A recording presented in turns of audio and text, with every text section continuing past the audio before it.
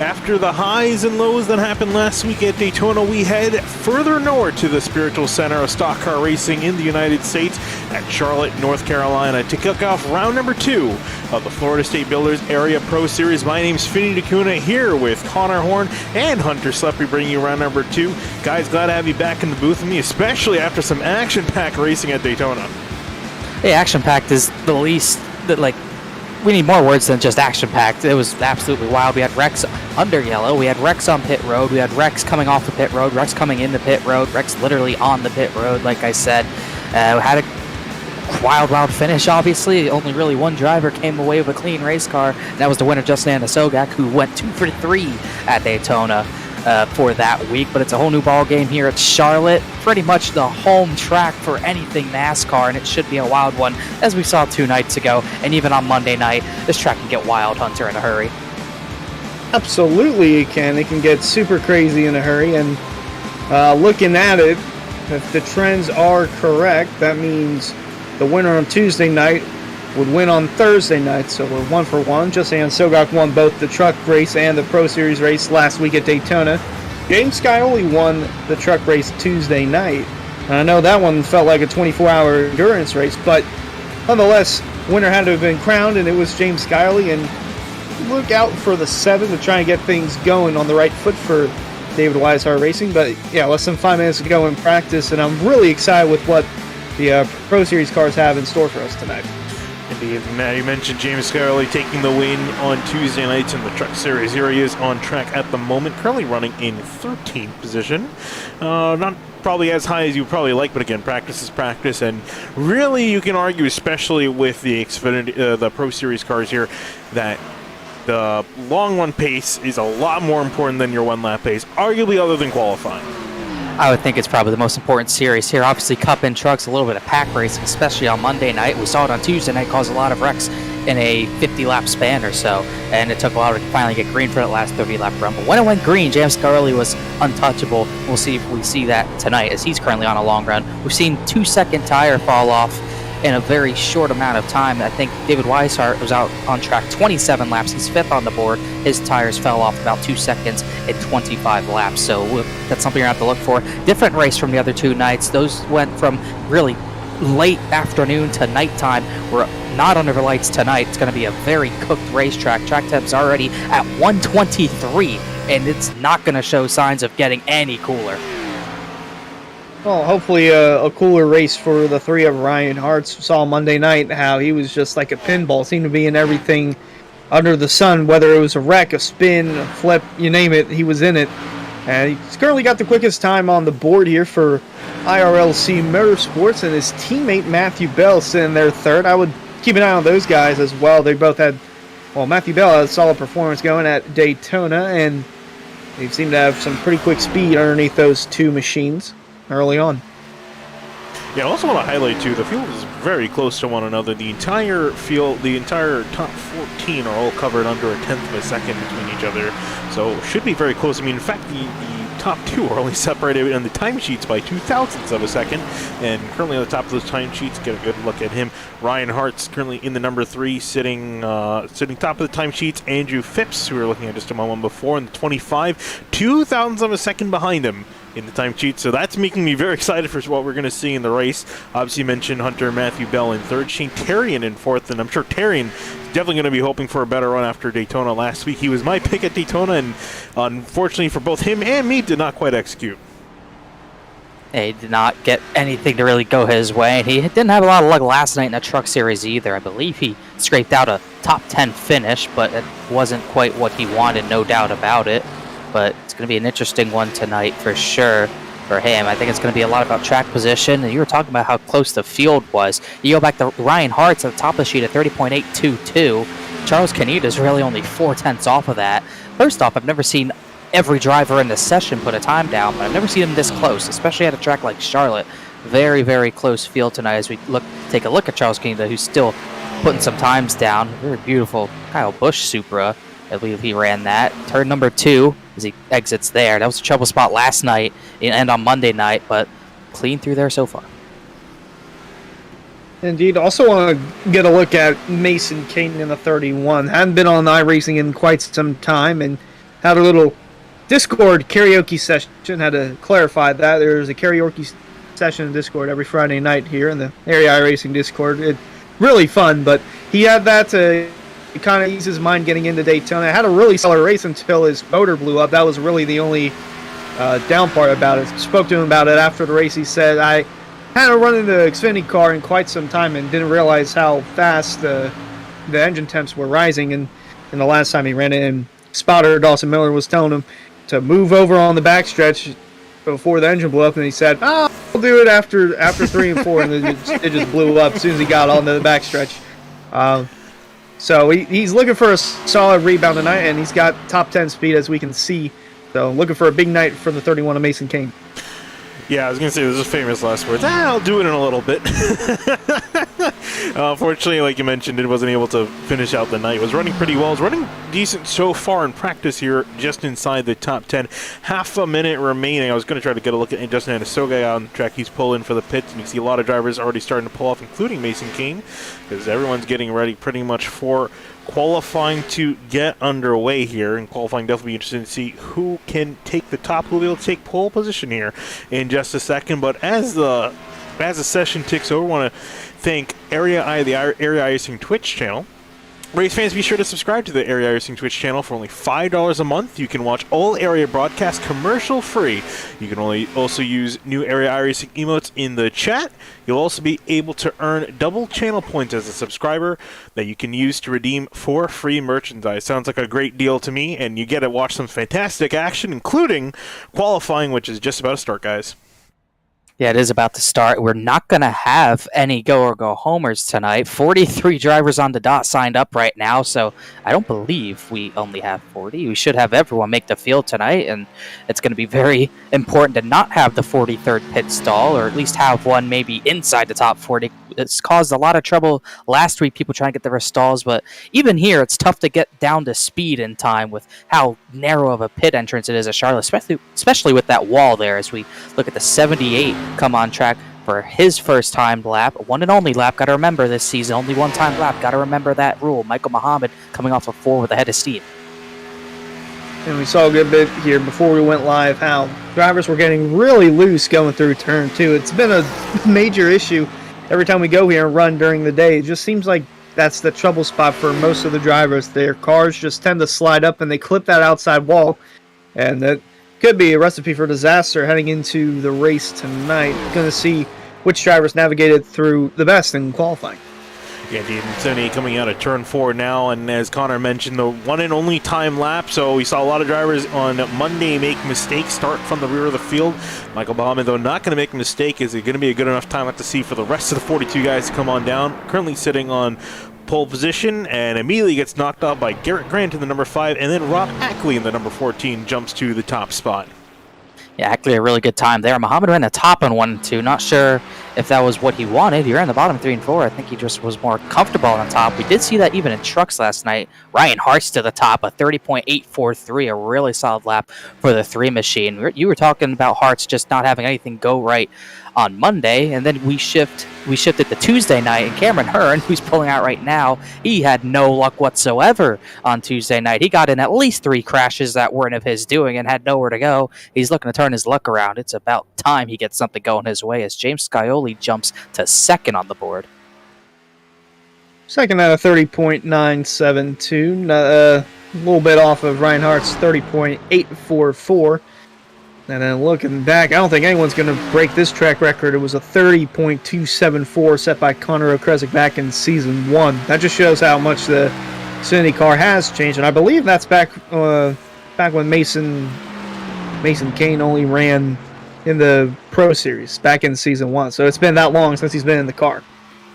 Colin Vanderbilt coming across the line, number 18 up to 3rd position. Decent time for himself. Looking at Brad Slaughter Jr. now coming out of turn number 2, heading down the back straightaway. Slow trickle of cars off pit lane for everyone putting down a time.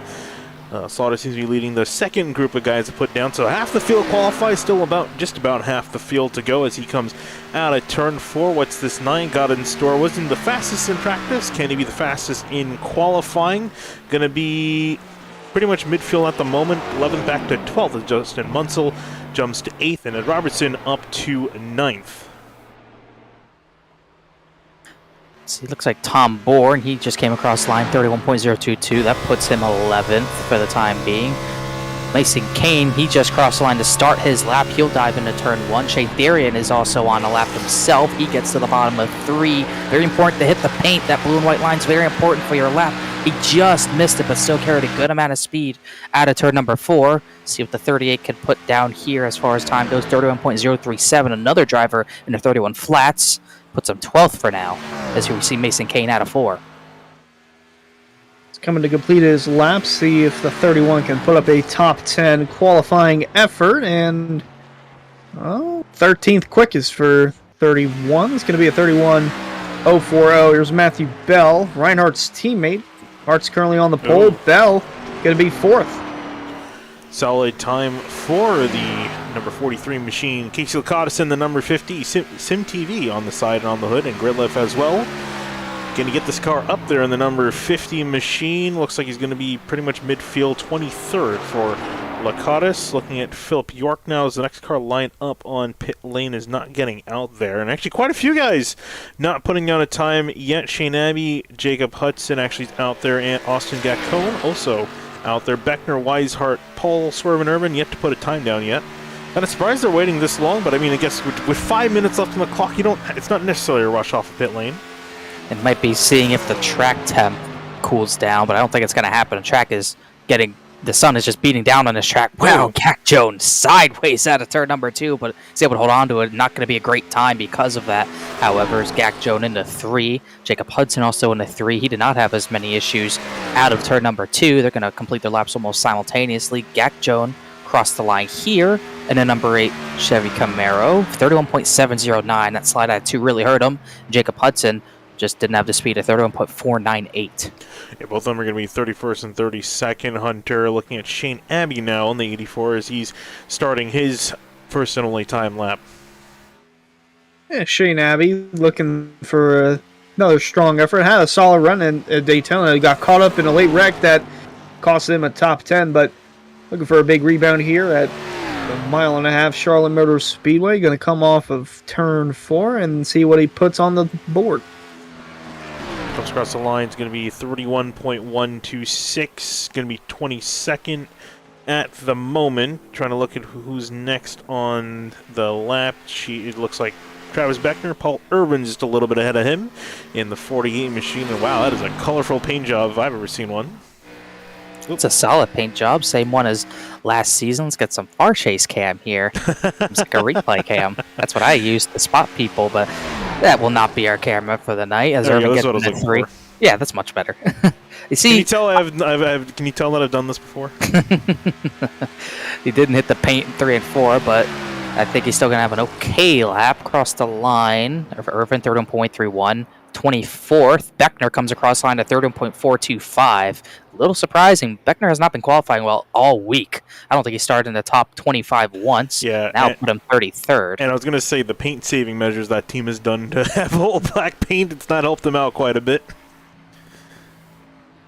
Definitely helping the budget, but not the speed, maybe, as Bryce Senasek he did not get a time down. He hit the wall or something, as David Weishart puts down a time, 31.049, 15th place. It's almost looking like going out late was not the move for these guys. Everyone went out early, still at the top, and no one's really been touching them as of late, as Chris Seidenfaden coming out of turn 2 on his lap into 45. Seidenfaden is a winner at Charlotte, just on the Cup side of things back in Season 1. Looking for a bounce-back effort after rough go at Daytona. See what he can do coming off of turn 4. Going to be one of the last few guys that seems to put down a qualifying effort, and in the 45 across the line for him. It's going to be a 30.9 and indeed a solid time. One of the best of the late runners up into 10th place is going to push Weishart back to 16th. So a solid job by the 45. See a little wiggle, I think, is satisfied with that effort. And from the looks of it, pending anyone jumping out on the track late, it looks like everyone has put down a time. Or everyone that wanted to put down a time has put down a time. Looks like it. Charles Kaneda and Philip York are the only 2 to not get on track. Bryce Senasek has no time. He messed up his lap, so he will start at the best 41st. So we'll see if York can continue to get on track, but that should be pretty much it. Still got 2 minutes. They could get on if they want, but they're not looking like they really want to. So this should easily put Ryan Hartz on pole, and John Furness right close in, only separated by about 100th. Yeah, very close time there for the front two, and then third and fourth are separated by 2/1000ths of a second. Fambro just getting in front of the 43 of Matthew Bell, and Cameron Hearn over there in fifth. And Finney and I were talking about Cameron Hearn before the broadcast, and he's always been solid in these Pro Series cars. He just has some sort of bad luck that's lingering around ever since season 2, where he could have easily won 3, 4, 5 races, and just something always seems to go wrong for him. But looks like he's got a 5th starting position, unless we get a couple more goers out there. But looking for a huge night for the 67 of Hearn. Jeffrey Wilson is slated to start 6th, and my pick to win tonight is going to be the 7 of James Colley. I'm just going to get that out of the way. Just wait until Finian asks. That's not fair. I was going to say, yeah. I mean, hey, might as well get your picks in early. I mean, he was talking about the 7 of Scully definitely being one to watch, and the 7 car is in 7th place. I'm sure he's probably going to hope he doesn't finish in 7th place, finishes in first. Well, we'll see. But looking at this entire top 10, I don't really see too many surprises. I think most of the drivers I expected to see here, I would say Chris Seidenfeld maybe the biggest surprise, getting just inside the top 10, usually running around the midfield. So a solid qualifying effort there for the 45. And I guess since we already started talking about it, Connor, who would you say is your pick to win this race tonight? I think John Furness. I think he's always been fast at these tracks. He does have does he have an intermediate win? I don't think he does, but he's always been fast, and he probably should have had a few last season. But obviously, Scioli is going to be hard to beat. But I think the 28 is going to have the track position advantage from the very start, and that'll get him to the victory tonight. My pick's the 28. I'm going to be the boring one. I'm going to pick Ryan Hartz because pole sitter. Yeah. Listen, he doesn't get too many wins, but he's at least from the Cup side of things. I haven't seen how he's been performing in the Pro Series, but he has really solid pace. If anything, he's struggled to execute in some play, or not even struggled to execute. Usually, he's just been beaten by. He's been one of the better drivers, but not the best drivers in a given night. And I think tonight he looked really quick in practice, was the quickest in qualifying. I think he's going to have what it takes to get it done in the race. We'll just have to wait and see. I was going to say another reason why I took Scioli. So I did the starting position for the only 3 winners at the Charlotte Oval. Michael Arch, Alan Elwood, and James Scioli all have won at this track. The average starting position by the winner, 7th. And Scioli just so happens to start 7th. But you know who won the last race here was Scioli. But where did he start? I believe he started 2nd. For John Furness is starting. The stats are looking good for me, except for the fact that my guy is leading the field of green. So that's the only thing I really got going for it. But I would argue he's a very quick driver, so. No arguing that. Waiting here for the warm-up period to end here, and then we'll begin our gridding process here. And since we're talking about gridding, let's start talking about our starting grid sponsor. Race fans, start your engines with a fresh cup of Roasted Gems coffee. Choose from some of the finest coffee beans from Colombia to Peru. Try the blended flavors of French vanilla and hazelnut. Use discount code AREA iRacing for 10% off your order at checkout at roastedgems.com.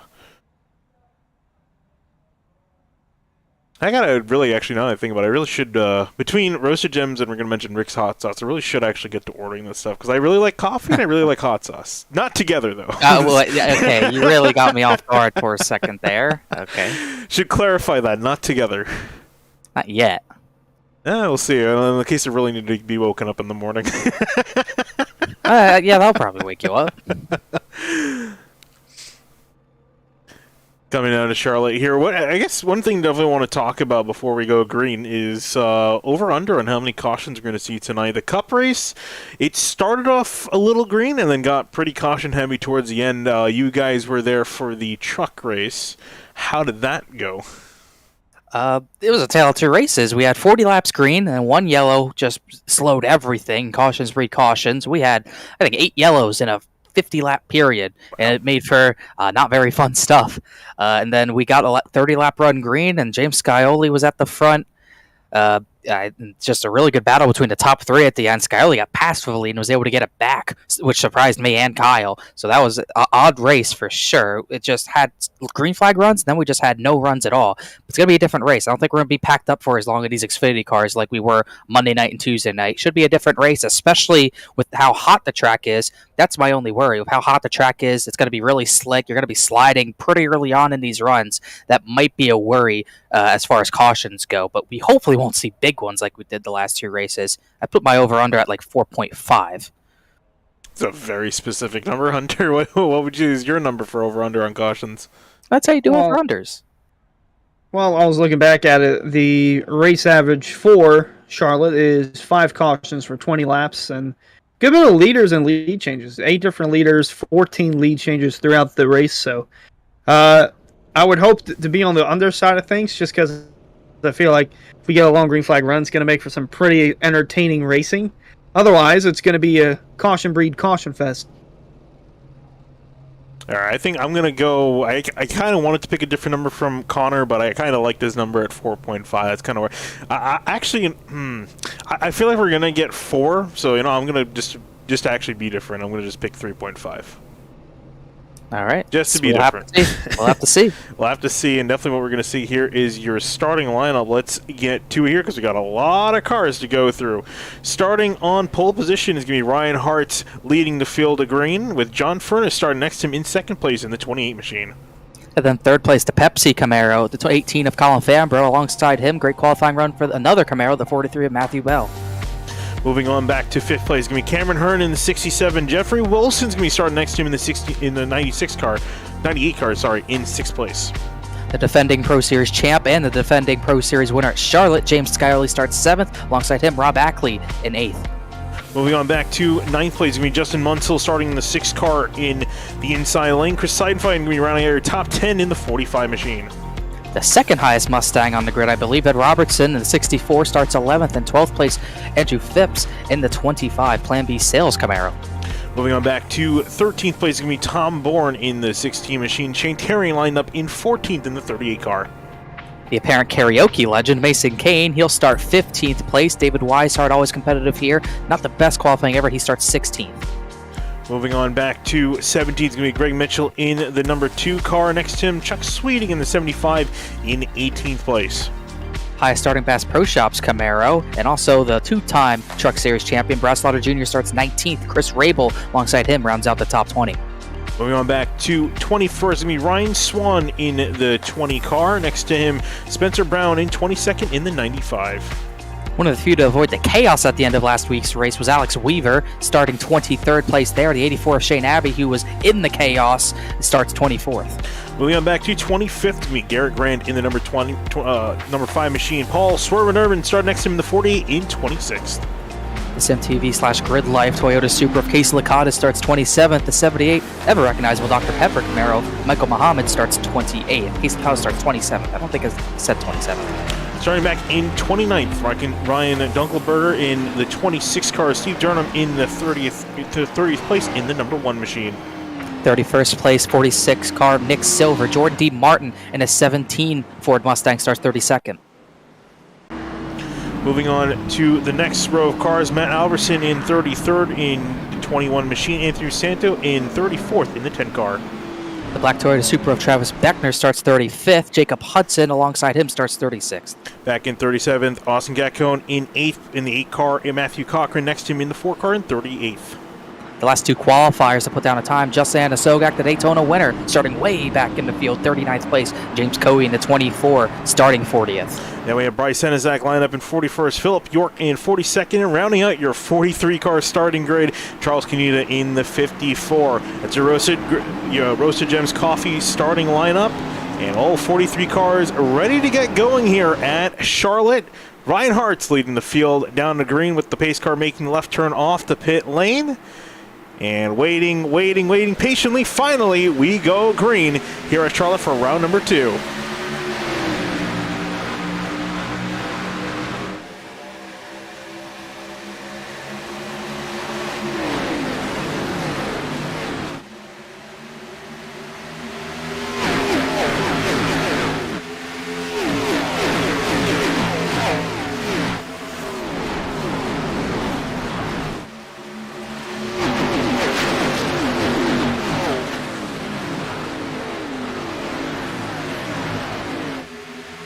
Field racing past the start-finish line. Reinhardt's leading them down. John Furness holding off second place. A battle for third and behind.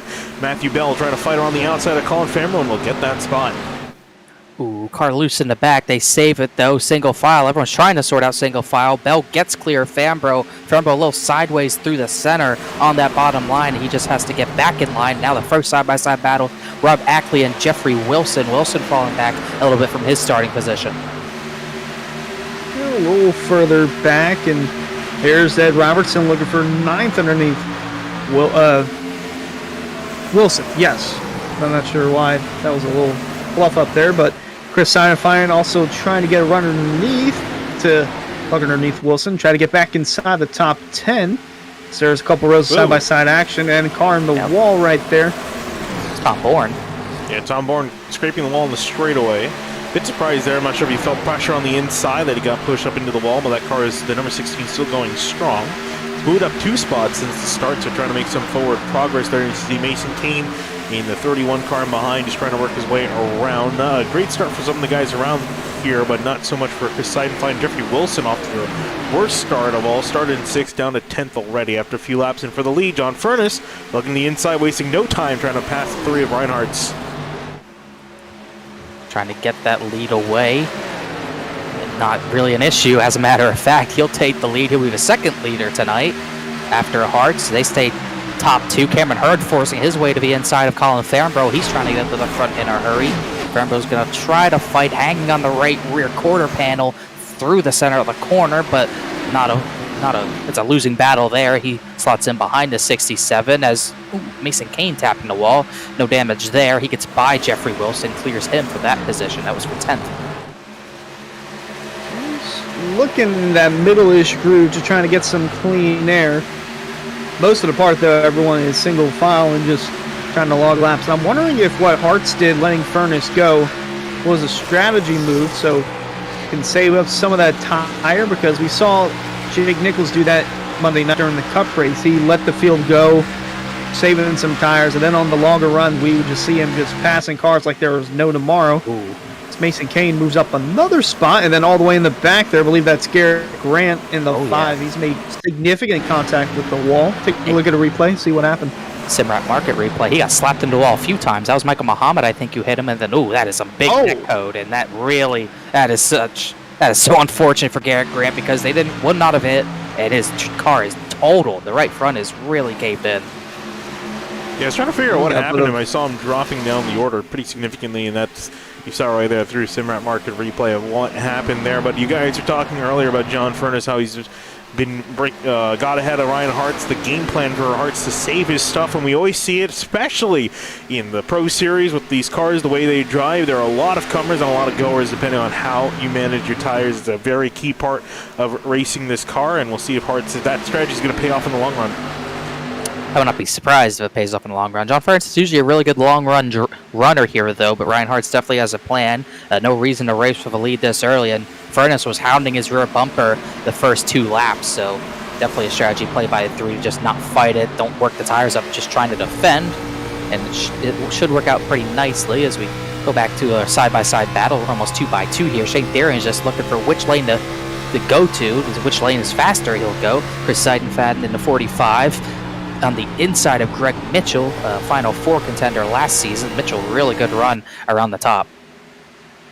Yeah, Chris has been doing that through 1 and 2. Whoa. He just, this is an interesting 3 wide move. Or aggressive. No, it wasn't 3 wide. Looked like it, but still diving his nose to the inside. But yeah, Chris has been doing that in 1 and 2. He doesn't stay tucked to that blue and white line on the apron.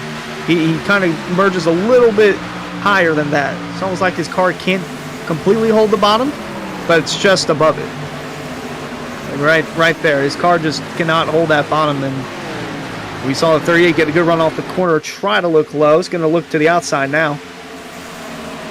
Looking up ahead, Rob Ackley was trying to put some pressure on Mason Kane, who's run up a little bit. Ackley seeing a chance to put the nose to the inside. Not quite able to get it work, though. That outside lane's been working pretty well, especially off the corner. They've been getting a decent run, but everyone, when they can, has been bottom feeding. Another bottom feeder has been Cameron Hearn. He just picked up the 2nd position as Hartz continues to kind of lay low. 67 surging to the front as the 20 gets a little bit of a gap between him and second place, as Hurd does take that position, as we're single file all the way back to Chuck Sweeting. Sweeting looking for the 12th position on Jeffrey Wilson, who is falling back since the initial start from 6th. Chuck Sweeting going the opposite direction. He's up 5 spots so far.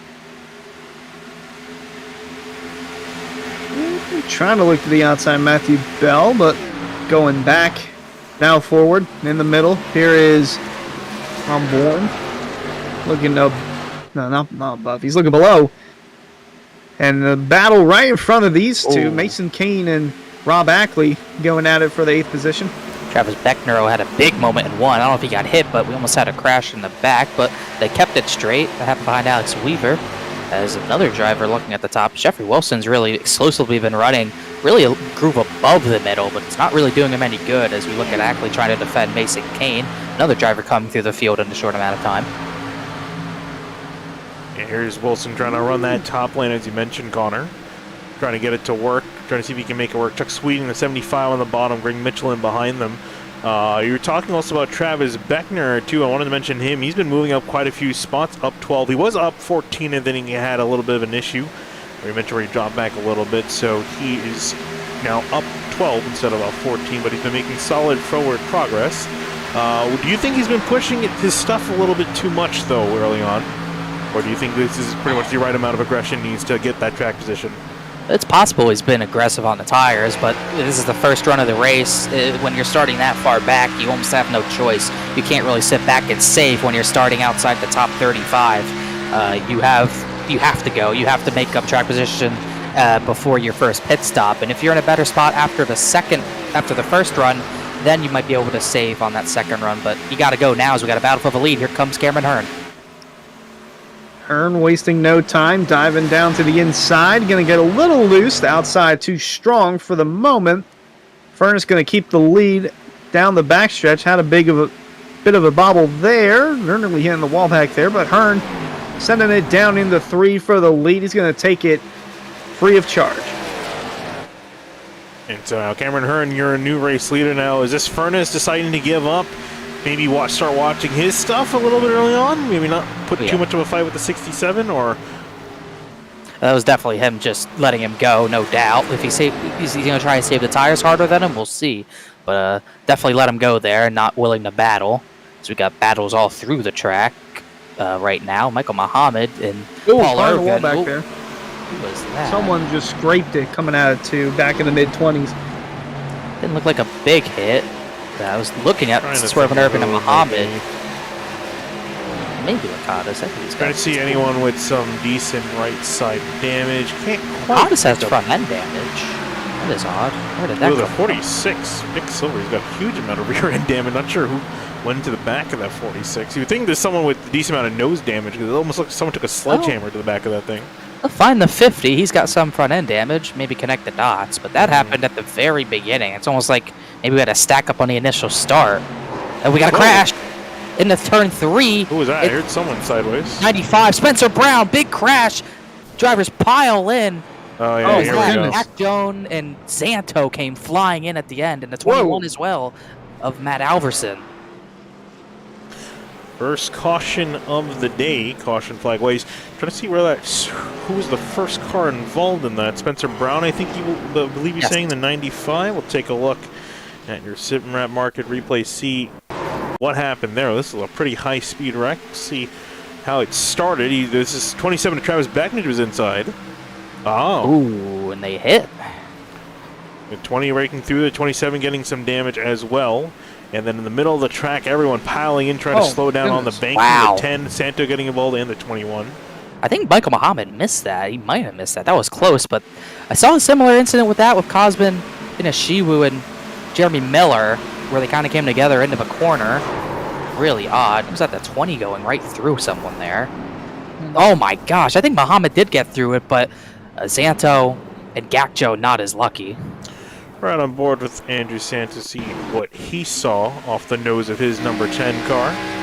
Well, everyone comes in for tires, unsurprisingly. No need to look at that, no strategy. So went to the apron, trying to slow it down. The number 8 spinning on. I think he was just hoping the 95 wouldn't be there. And the trade-off you have to make is, do you get on the brakes, full on the brakes, or do you try to rotate the car? And unfortunately, the 10 picked wrong there, went up the track and into the 95. But pit stops, as we mentioned, guys, are underway. Looks like Greg Mitchell and Bryce Senizak did not hit their stalls. Chuck Sweeting with an interesting maneuver.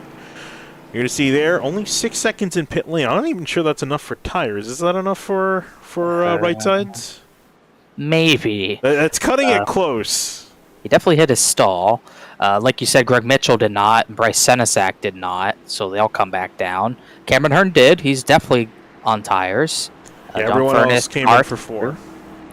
We'll see if Sweeting comes down. It might be enough for 2. It's just not really a move. You might as, on one hand, you might as well test it out now in case it doesn't work. It works or doesn't work later. At the same time, that's going to be a rough ride. But he's coming down on the apron. I think he is going to pit. I think he might have had tires unchecked. So Cameron Hearn should keep the lead here as Travis Beckner gets the EOL for that incident. Yeah, indeed. So Sweeting will come down. I was kind of hoping to see, one driver deciding to experiment with that early on, but Cameron Hearn, as you mentioned, going to retain the lead. Furnace, Hartz, and then Colin Fambro with Matthew Bell rounding out your top 5. Pretty much what you expect as we are getting ready for the green here immediately. Cameron Hearn picking the inside. Don't think it's going to be too surprising to see here today. It's not like with the next gen where outside actually had some legitimate speed. You're going to pretty much want the inside lane every single time. I would. Yep. Yeah, pretty much. I mean, we've seen some drivers trying to battle on the top, but I think unlike Monday, I think the easier passing zone is likely going to be the bottom. So Ernst should get a jump here and should be battle for second if Furnace doesn't get going, as Matthew Bell still solidly in 6th. Looking through a few of these top 10 drivers here is getting ready to go for another restart. Indeed, and I'm really expecting this outside lane to sort of struggle on the restarts, at least all day. I mean, John Furnace we all know he's got a fast car, but he's in 2nd now. Just seems like whenever we get to these mile and a halves, like, old Atlanta, you get into the restart zone, the outside lane would just never go. It's always with these quad ovals where the outside lane just, for some reason, can never get going. We'll see if that is going to stay the same or if that's going to change, at least with this restart. We'll see how this restart plays out. It'll be Cameron Hearn this time leading the field down, not Ryan Hartz. Pace car off on the pit lane. Wait for the 67 to approach the restart zone. See Furnace right up against the 67 waiting to go, and off they go back to the green flag lap 20. We're back in green here at Charlotte, and a great jump for the 67 off and away. He goes into turn number 1. Furnace and Hartz now left to duke it out for 2nd place. Furnace got a good jump on the top, but it was pretty much the same jump as Hart there. Got almost hit at a turn number 2. Driver on the apron in the way back. Who was that? Mason. That was close. Man. Did not see what happened there, but he doesn't seem to have any damage. I think he just got sideways on his own. All good there as we see the battle for 2nd continue. They're really going at it right now. Neither driver wanting to relinquish this spot. I guess with Mason Kane, he did the same thing at Daytona. It was slinging it on the apron, thinking it was a 6-string, but it was not. It's, again, the apron. I'm just assuming. As we run on board with the 43 of Matthew Bell, Reinhardt's teammate, kind of just surveying what he's got going on in front of him. Not going to push the issue just yet. Yeah, I think at this point I want to wait for a moment to strike here, wait for a moment of weakness out of these two, which is going to be hard to pull. It's hard to do early on in this run. It's funny because we looked at both of these drivers saving tire early in the first run. They're definitely not saving any tire now. They're both pushing really hard, trying to get that 2nd spot. Well, it's gonna hurt the 28 more than it is the 3, even though they're pushing the same exact amount. That top is gonna hurt the tires just a little bit more as Furnace gets so close to clearing the 3, but it's so close, but not quite. Fires into turn 3, and here comes James Scioli. The champion wants a little bit of his action. He fired it to the inside of Matthew Bell. He'll be there at a turn number 4, while Furnace does get that 2nd position, and Bell is clear of Scioli for now. Meanwhile, Cameron Hearn's enjoying what he's seeing. He encourages more to the side-by-side action because then he can drive away from 2nd, 3rd, 4th, and so on. But now the top 5 are all within a 2nd of each other, or at least 6/10 of each other. The 7 looking to the inside, not going to have... No, he's going to try it. Didn't think he would pull down to make a move. Didn't have enough to get alongside of the 43 of Bell. Then right behind him, you got Munsell looking at the bumper of Fambro in the newly... Caution, crash, turn 4. Who is that? Michael Muhammad went around, and Travis Beckner might have gotten some damage as well. And 78 struggling early on here as the second caution flag flies not too far after the first one did. We'll take a look and see what brought out caution number 2. See, this was if he had some help, which from the sound of it, sounds like he did have some help, Connor. So I think he did. Matt Alverson behind him. Yep, gets into the back of him, spins him. Mason Kane there. Ooh, Kane and Mitchell came together. Mitchell hard into a wall. And right there at the end, Travis Beckner got hit there by Jacob Hudson, slowing down for the incident. I'll take a look at that as well. Right on board first with Greg Mitchell. See his point of view, what happened. See here, it happens right in front of him. Mason Kane went up the track to avoid it, and Mitchell had nowhere to go. Then we'll see maybe... Travis Beckner, you said, also was involved in this incident. Let's see what happened from his point of view. Some unfortunate ARCA braking we're going to see here. If Jacob Hudson, unfortunately, has a history of doing in the Pro Series. He's checked up and cleared it. Here comes Jacob Hudson. That shouldn't hurt Beckner too much, but he already had 96 more. And I also want to take one final onboard with James Coey because he showed some pretty solid wreck avoidance. Probably a Code Brown moment as well for the 24 as we'll go on board with him. It's like Ryan Swan parked it. Woo. That was wild, wow. Yeah, it's hard to commit there to that inside lane because you got the pit wall right to the left-hand side. You got cars to the right. And luckily for him, the C's parted, Hunter. They did part, and some of the C's are parting in the pit road right now. Got, I believe, about maybe a 50-50 split of those coming down pit road, or maybe a little less than that, but a good bit of drivers in the back taking the time to repair their cars and, I guess, splash and go. Yeah, I think definitely doesn't hurt to get some gas in the tank. It looks like Case Licata's leading the charge on down. Paul Irvin coming out in behind Chuck Sweeting as well. So mostly drivers coming in to top off gas if they aren't already getting damage repair. While we have this time here under this second caution, want to thank you. Already seen a few of these tonight, some SimRat Market replays. Race fans, be sure to visit simratmarket.com for custom iRacing paint team templates that are simple to use and can help you stay more focused on the racetrack. We've definitely seen a lot of focus, guys, out of John Furness and Ryan Hartz as they were battling hard for that second place spot. And I guess the big question is, why we saw them play it out a little easier in the first run. They were willing to yield the lead of the race to each other. Why are they fighting so hard for second place now on the set? Why were they fighting so hard for second place on that last run? Maybe they were anticipating this could be a run to the end, potentially, but obviously we didn't get that. But track position is so important. Yes, you want to save your tires, but you also really don't want to slip back any further than you already would. I think they're comfortable staying in the top 3, but what John Furness didn't want is to slip back behind Matthew Bell and James Scioli, because there's a really good chance with those two fast drivers he wouldn't have gotten that position back.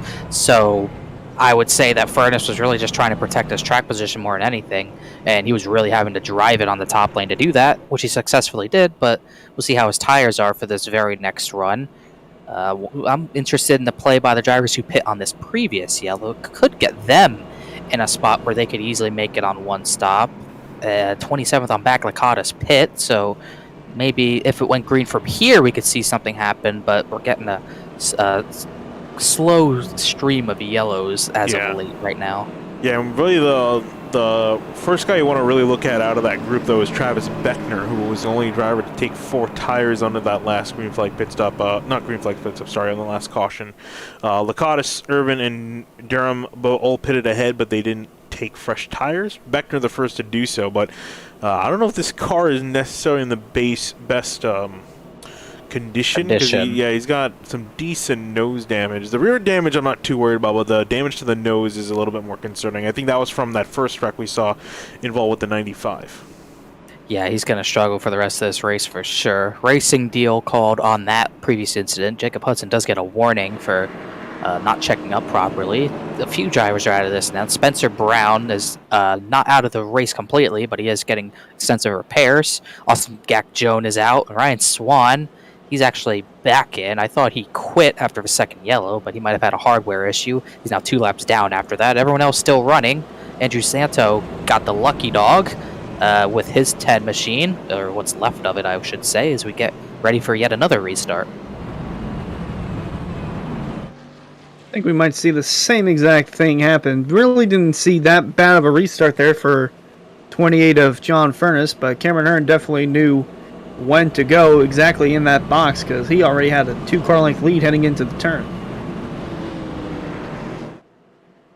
Taking a look at Justin Sogak real quick. I was just looking at where everyone started, where everyone is currently running. He's had a pretty impressive jump. Started in 39th, as low as 31st, and is up to 20th at the moment. So a slow climb forward for the 88 machine. Last week's winner at Daytona, trying to see if he can get 2 for 2 here in this series this season. Still has a ways to go to get near the front, but the slow climb is beginning to work for him. Look at some other guys that have jumped forward a little bit. Alex Weaver in 62 has jumped up 10 positions from 23rd. And David Weisert also has creeped his way inside the top 10. Maybe want to start watching that 33. Could be hiding some pace. Also, Philip York, he started 42nd. He's up to 23rd with a clean 97 Supra. Another good jump for them as pace car rolls off. We come to the green. Pace car off, as Connor mentioned. Field now in control of Cameron Hearn yet again. We'll see how long this stint will run. As we go back green here at Charlotte, and Beckner going 3 wide immediately on the start. That is gonna. I don't.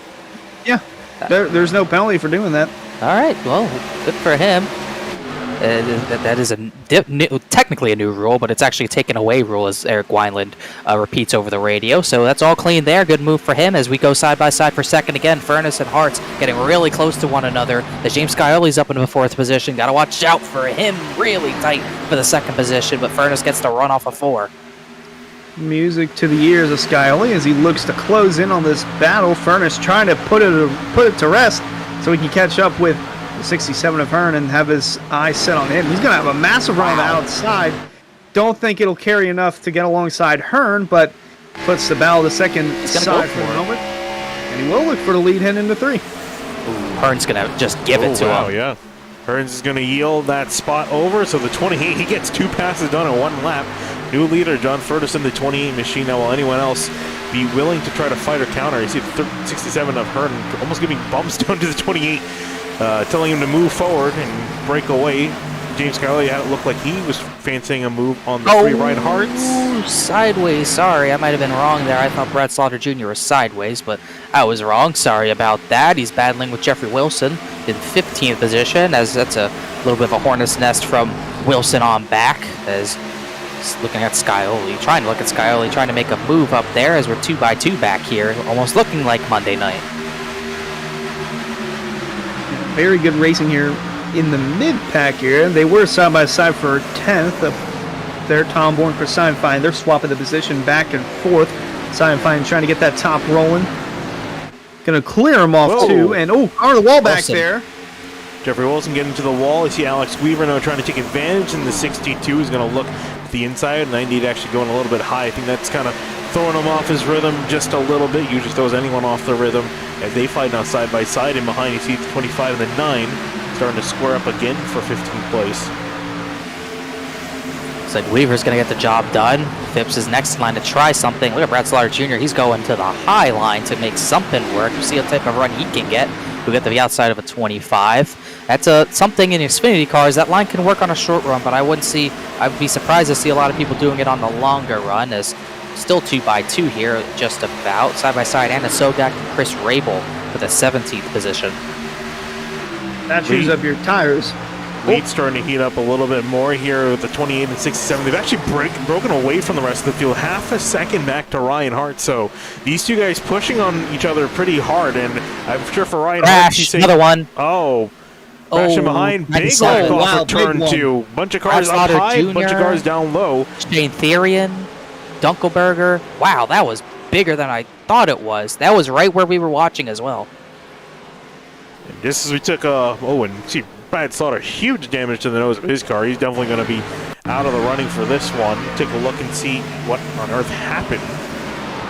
Taking a look at Shane happen in front of Terrian. these guys. Yeah, Brad Slaughter Happens got like sideways. We'll look again, Justin Sogak. Ooh, the 97 getting hit hard in there, and then Terrian getting involved on the bottom. We'll take another look back here and see really where this started, how Brad Slaughter got sideways with contact with the 25. See side by side. I think he just lost on his own. Oh no, Nope, 25 no, he did not. washed up. And Anasogak had nowhere to go. 97 likely got hit up there. And then just like the first caution, they come piling in. Michael Muhammad somehow avoided it again. I think Shane Therian got the second part of that. He got slammed into himself. So we'll see here, 25 almost enters too low, so he shoots up the track right there. Maybe hit a bump, and they came together because of that. That's what's been happening to Simon Fine for the majority of the race. That exact part of the corner where his car just dips up, and saw that happen there, and unfortunately caused a multi-car incident. And you pointed out before the restart, 97 didn't have a scratch on him, and now he's got some damage all over his place. Yeah, I'll take blame. I'm sorry. Commentators Garcia, Shane Terrian's on board, avoided the first part of the incident. The 84 hit the 26. And Terrian nowhere to go as he got piled in again, and got a piece, I think it was Casey Lacatus that gave him a small piece of that. Just ran out of room. Some takers, really just takers avoiding, repairing damage this time, just like the 38 of Therian.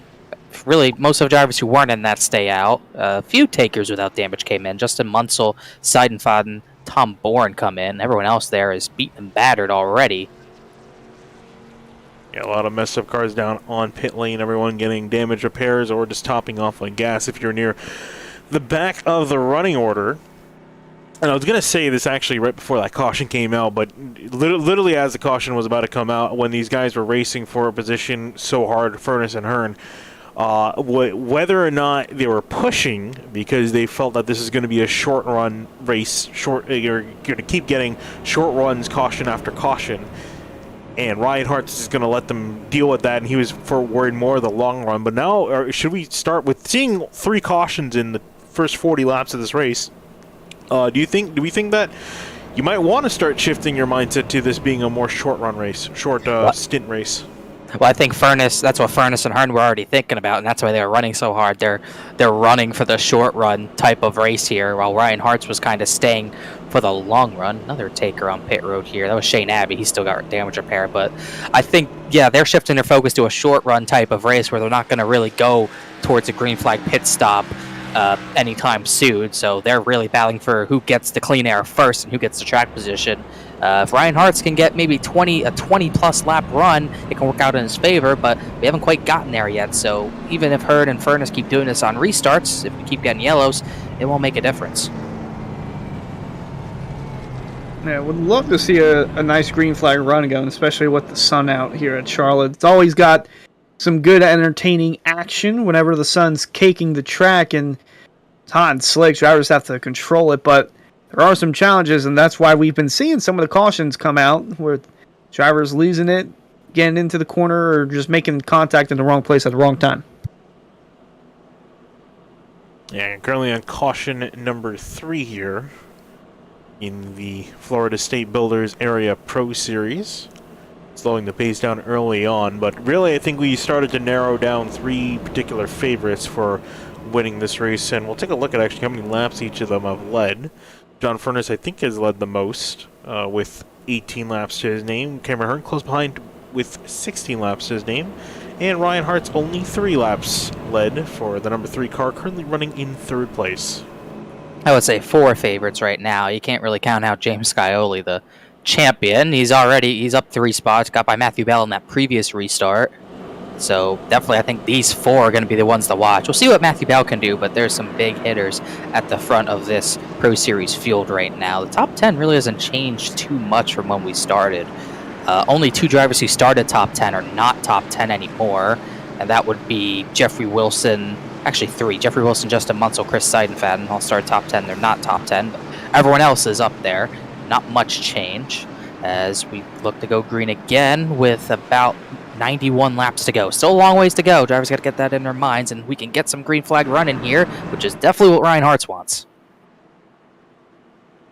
Yeah, I think we see this start to go green, as you mentioned before. I think Reinhardt has got the long run car, and I think I'm curious to see how long he's going to continue watching his pace as this race goes on. If he's going to continue watching his pace, because at some point I think he's going to have to go with everyone else and start running this more like a short run race and just push harder on these stints. Because we've seen the 67, the 28 just start to do that.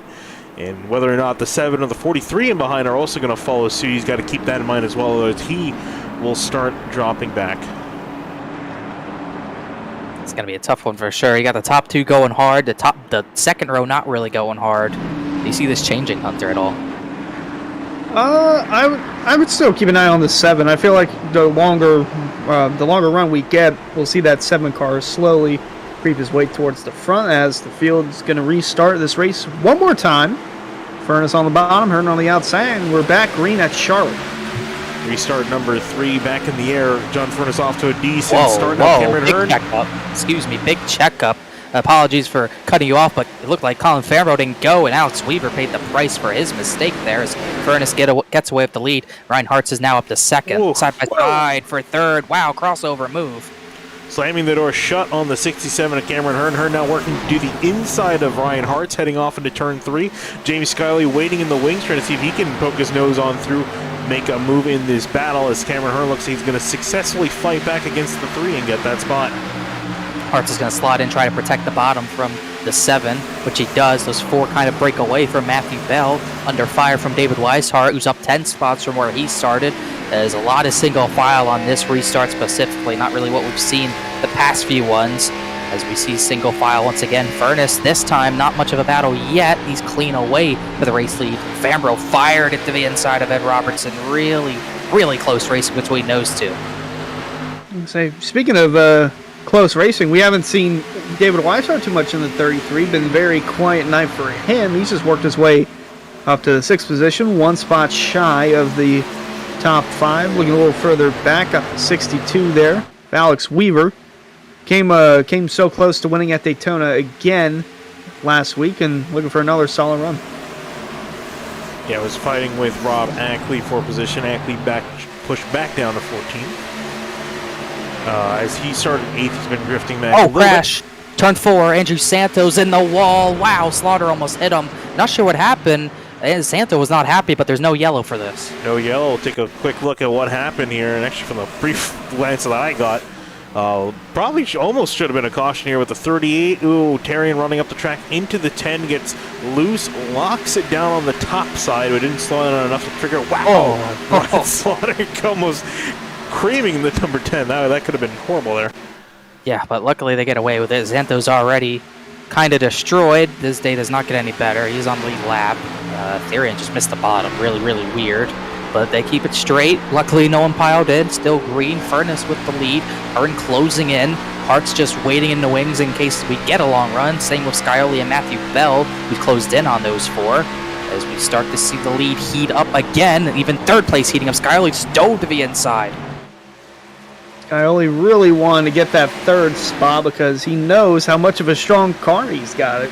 He just can't really make any moves because if you go to the outside, it's not going to do you too much other than wear your tires too much. So he's just biding his time on the bottom. And as soon as I say that, outside is Hearn trying to get some sort of a run. Not going to work too good in the middle of the turn, but down the back he'll get a strong run. Yeah, didn't get a good run at all. I don't think as much as he would have liked. It was a decent run, but not a straightaway for probably what he needs. But he's been mounting some solid pressure on the back of this 28 machine. I think trying to hope that Furnace gets forced into a mistake. But now Furnace goes up high. Hearn goes to the inside. Very side-by-side off into turn 1. It looks like Furnace gives him the spot. It's almost like a tale of... It's like, I don't know, a game of chicken maybe? It's like, who wants to go hard first? Who wants to be the one who wears their tires out the most? It's like Furnace is daring Hearn to do that instead of him. And that's going to be why he lets him by here. And meanwhile, Ryan Hartz and James Scioli are battling hard. And they're like, yeah, you wear each other's tires out. I got this. A lot of side-by-side action back here. Travis Becker actually made up quite a few spots. Remember, actually, I highlighted not too long ago, he came down pit lane a little earlier than some of these guys. He made up a ton of positions. Justin Munslow, so too, came down pit lane only 10 laps ago, and he's been flying through the field. You can see how much speed he's got. He's rocketing around the 98. Those fresh tires are doing him wonders. Whoa, back Oh, whoa. sideways. Ow. A bump from Tom Bourne. Wild tonight, that's for sure. He got tight out of 2, and I think Bourne just was checking up to not completely destroy him. See what happened here. Do the check off the corner, and then a little Whoa, bump for position yeah, there. that was really odd. They're continuing to race for position back here, up near the front of the field. Looks like that lead has started to break out quite a bit to 67. Hearn pushing hard. Furness getting backed up into Ryan Hart and company. I think Furness definitely figured that he was wearing his stuff up, and he didn't want to play that game with Cameron Hearn, so he's just letting him get a lead as much as he wants. Looks like Furness is going to try to back up everyone else while he saves his stuff, which is hard to do, but you can do it. Because the 2 behind him, I'm sure, are also doing the same thing. Single file all the way to the top 10. Then Chuck Sweeting and Justin Munsell. Here comes Munsell still on those fresh tires. Seidenfaden, I think, is also on fresh tires. They're both coming through the field together. Yes, Seidenfaden on the same set of fresh tires that the number 6 is, so they are breezing through the field. I think I checked Chris Seidenfaden before the restart. He was running around 22nd or so. Now he's up to 12th. So fresh tires definitely do mean something here, and a lot of you guys, I mean, granted, still very early on in the race, we're barely to halfway, but those fresh tires definitely worth something. You see, look at the 6, the speed differential he has in 62, rocketing around, and there is Chris Seidenfaden in the 45, the green and black machine, working his way on through as well. Here comes David Weishart, still just inching his way a little bit closer to the front, looking under Matthew Bell. Bell defends with that middle line. Last few races, we've seen defending, really passing line is the middle, but it's really only the defense line today. Not going to see many passes up there as Bell is off the bottom again. Weishart gets a look at clean air Hunter. He's not going to quite get there as we got really tight racing with Munsell still back there, but he's got the run on top. I had to come back to him because we were talking about Weishart. He's not too far from this battle. He's only 1 car separated. And then just look at how much more speed he's able to carry in the middle of the corners. I thought he was going to potentially start to stall out, but he's still carrying a huge amount of speed. He might potentially be able to battle for the lead here because these guys are, Justin Munsell's only got 15 laps on his tires. The leaders have had 33 laps on their tires, not to mention a bunch of heat cycles on them from starting and stopping constantly. So he's going to catch them at a pretty decent rate here. Whoa, I think almost saw Ryan Hart get in the wall there. It's close. Oh, he's hitting him. Scioli almost banged doors a few times. Scioli finally got under him, and he makes that pass work. So Scioli creeps his way into the top 3. And yeah, Justin Munsell's there too. My goodness, how much faster he is. Fastest car on the track. He's actually left Seidenfaden in the dust too. I think you might be right. He might get the lead in 10 laps time, possibly. Might be 5 laps time. I mean, look at how fast that 6 car is. I did not expect this at all. And now he's trying to take the 4th position away from Ryan Hartz. And this is something that's really caught me off guard. I did not expect it to work out this much, but now that we're on a longer green flag run, we're starting to see just how much the tire wear matters. And that's perfect for them, too, because if we get a yellow here, they're down a tire set, and that's not going to be a good situation. The best thing that can happen for Munsell, Seidenfaden, and everyone else on the strategy is if this goes completely green for at least 1 green flag pit stop. Yeah, I think we're seeing that really. They answered the question of we didn't expect this to happen. I think most of the field didn't expect this to happen because otherwise they all would have come down a pit lane. Because look at Munsell still making moves, looking the inside of James Scioli, who was up into 3rd, well, highest that 7 car has been, and now back down to 4th as he breaks on through on the inside. And there's nothing the 7 can really do. Alex Weaver and Tom Bourne just made contact, and yeah, you're right, Scioli, there was nothing he could do. He just got to let him go and just hope they fall off. But that 6 is a little bit further away from a fall off than I think everyone else thinks, as he's rocketing away from Scioli now, and he sets his sights on runner-up John Furness. Yeah, that 6 car getting closer and closer. Sorry, you can go ahead, Under. He's just charging on that outside better than anyone, especially with the tires. It's not gonna matter too much until he gets to the lead. Then he'll have to start preserving, but he is knocking on the door and to the inside. I was gonna say knocking on the door, more like bursting down the door with the way he caught the 28 of John Furness already side by side. He's gonna rocket by him down here on the straighter. Look at the speed difference. 28 has to. I think that is also the 28 just giving up there. I think he figured the 6 is on a much different strategy. And now 67 Cameron Hearn. This is going to be a little harder to catch because there's 0.8 of a second gap between these two. Yeah, we'll see what happens. Not many other battles happening right now. We're just really watching a 6 and 45 get through the field. Seidenfaden is by Bell now, so his next up is Ryan Hartz. And Ryan Hartz is starting to fall a little bit here. Tom Borden runs to middle, trying to make something work. Then after Rob Ackley in 16, it's almost like we got two packs like we're back at Daytona. And that second pack led by Michael Muhammad, who's really just dodged, I think, certain doom today, as we see side by side with Fambro and Bourne. The 78 making his way through the field. Yeah, a very strong run for the 45 of Seidenfaden, knocking on the door for that top 5 spot. Needed to do something different, and this was such a good break for him. Tom Bourne looking to the outside for the 8th position from David Weishart, and now we see Seidenfaden looking to the outside, trying to get a run, so try and diamond it down low, make a move going into the 3, and don't know if he'll have enough momentum. Tuck back in line and try again. Well, the DTAB can try again. Chris Seidenfaden working a little bit more at a slower pace through the field. That might help him later on. He's going to be saving up his tire a little bit more. I think just trying to work through the traffic, and behind them, David Weishart, Tom Bourne, side by side for position. Colin Fambro trying to see if this will poke a hole on the defense of the 33 of Weishart now that he's up in that middle lane, which we've seen has been good for getting a run off the corner, but can definitely catch you on the entry in the middle of the corner when battling for a spot. But we're actually kind of struggling here a little bit. Yeah, not being able to do much. Tom Bourne does have some right front damage, so that can't be helping him either. So Weishart's able to maintain. He gets a run off of 4. Close, oh so close to clearing the 16 back, but he won't be able to do it. Have to at least do one more set of corners up on the top, as I think we're starting to see the tires start to even out just a little bit. Munsell was 0.2 faster than Cameron Hearn once he got the second. It's now only a 10th, but he is still closed into under half a second. But will they even out to the point where he might not be able to make this pass? Oh, whoa, I think they hit. I think Weishart hit. That was definitely contact made. If not, then it's the slimmest of margin between contact. But nonetheless, it results in both drivers continuing to go. No caution yet. We see the 29 of Chris Rabel now looking to the outside. Going to have a run on Weishart as they come out. Oh, he's in the wall. Oh, run carried him into the wall. Yeah, unfortunate to see that for Chris Rabel. Not sure how bad the damage is. Doesn't seem too terribly bad.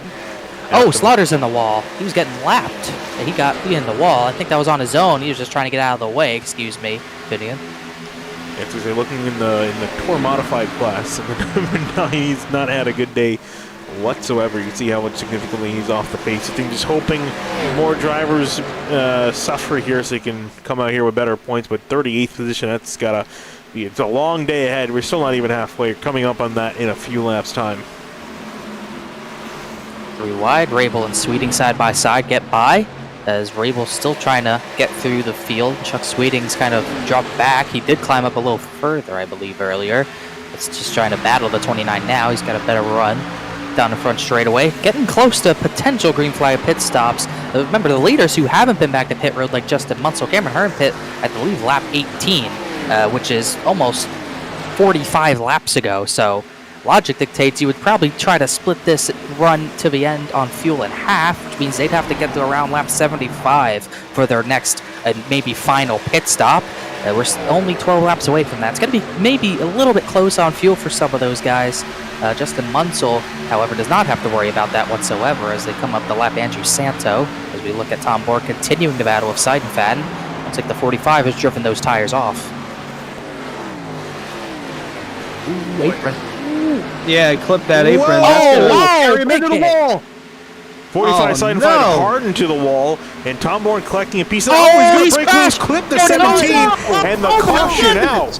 Wow. 2 cars upside down. Martin went flying. Someone else went flipping. Who was that? That was Chuck Sweeting in the 75. And Ed Robertson involved too. We had 2 cars flying through the air. Wow, that went from 0 to 100 real quick there. Wow. I'll say. My goodness. On the straightaway, what happened there? Wow, wow, wow. Jordan, it looks like Seidenfaden came off the wall. It's all started in turn 2 here, Hunter.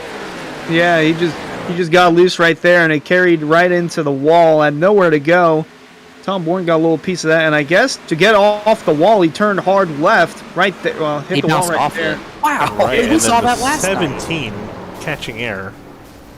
Got to look at that as well. Yeah, 17 and Jordan Martin was levitating there.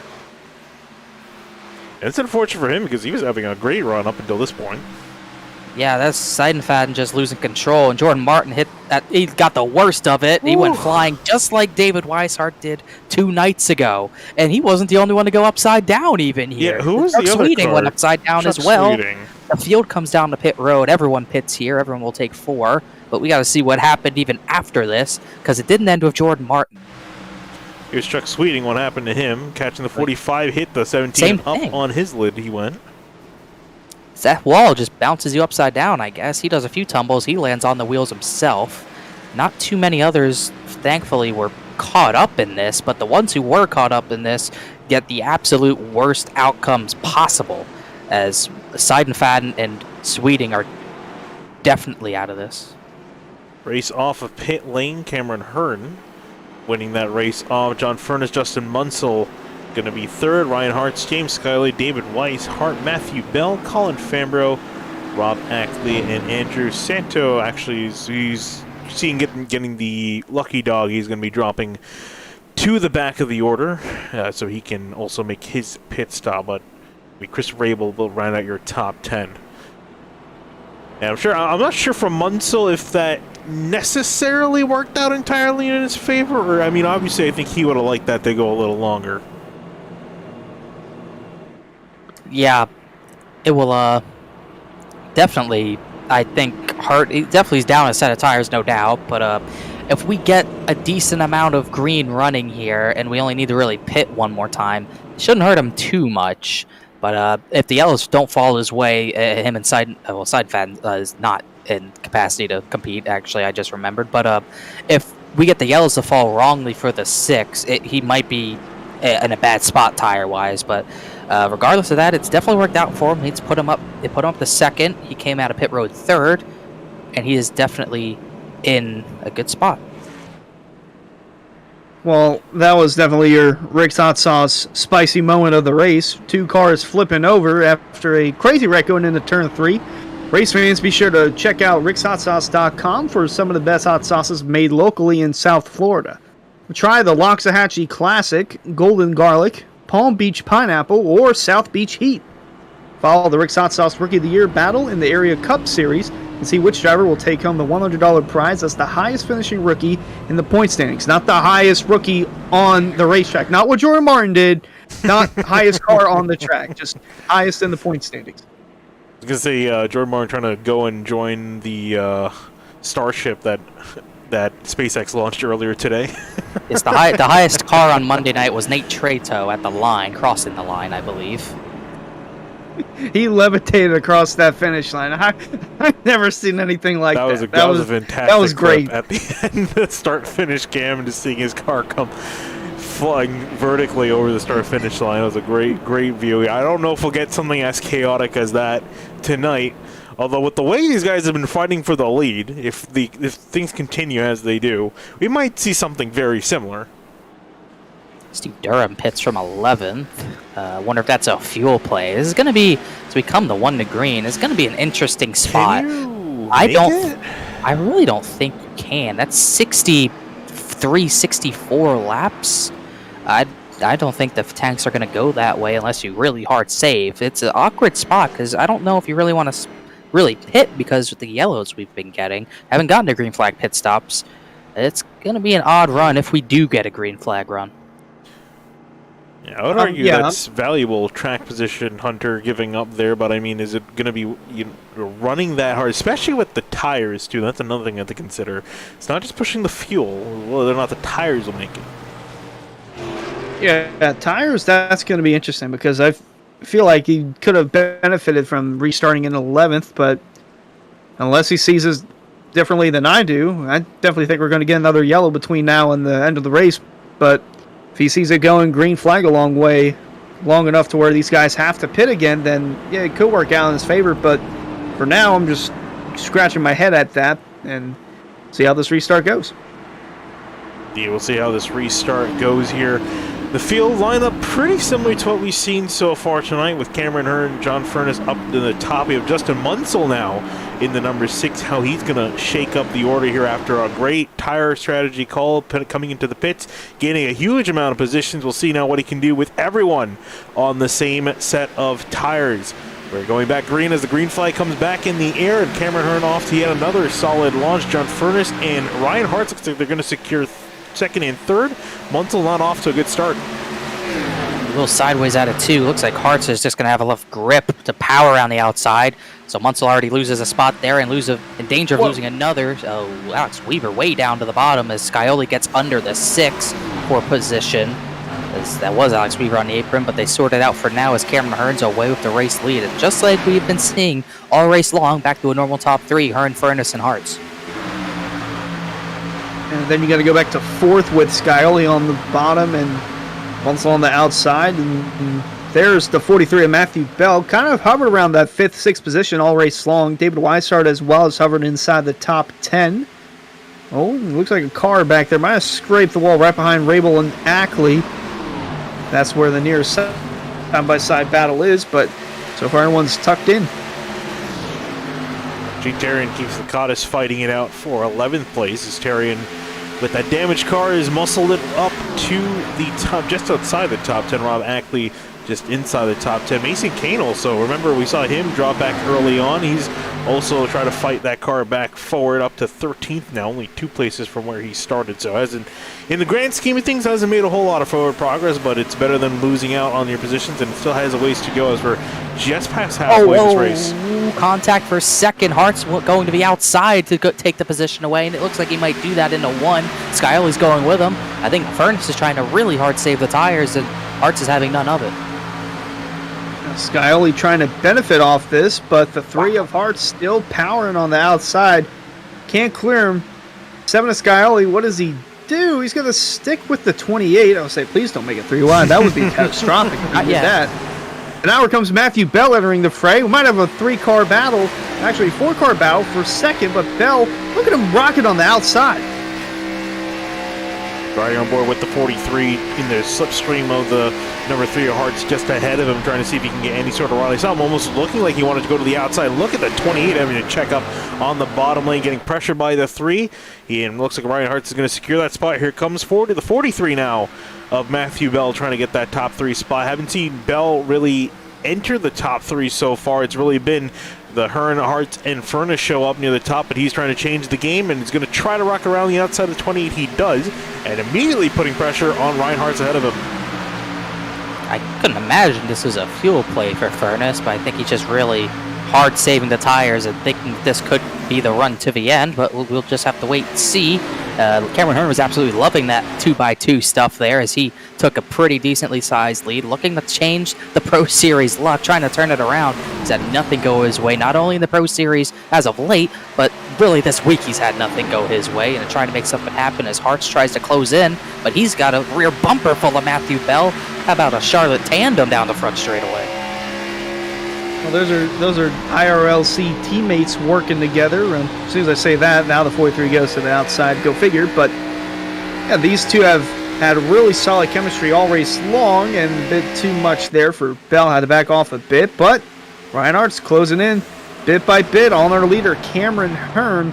I say from a team standing side of things, now we're already on season 2, but IRLC Motorsports really solid to start off season 4, as they had a solid effort going at Daytona until the big ones took out basically everyone, and now they're running second and third here at Charlotte, as looks like we have another battle going on for 4th. Furness on the outside trying to contain the 7 of Scioli, gonna go down low to the inside.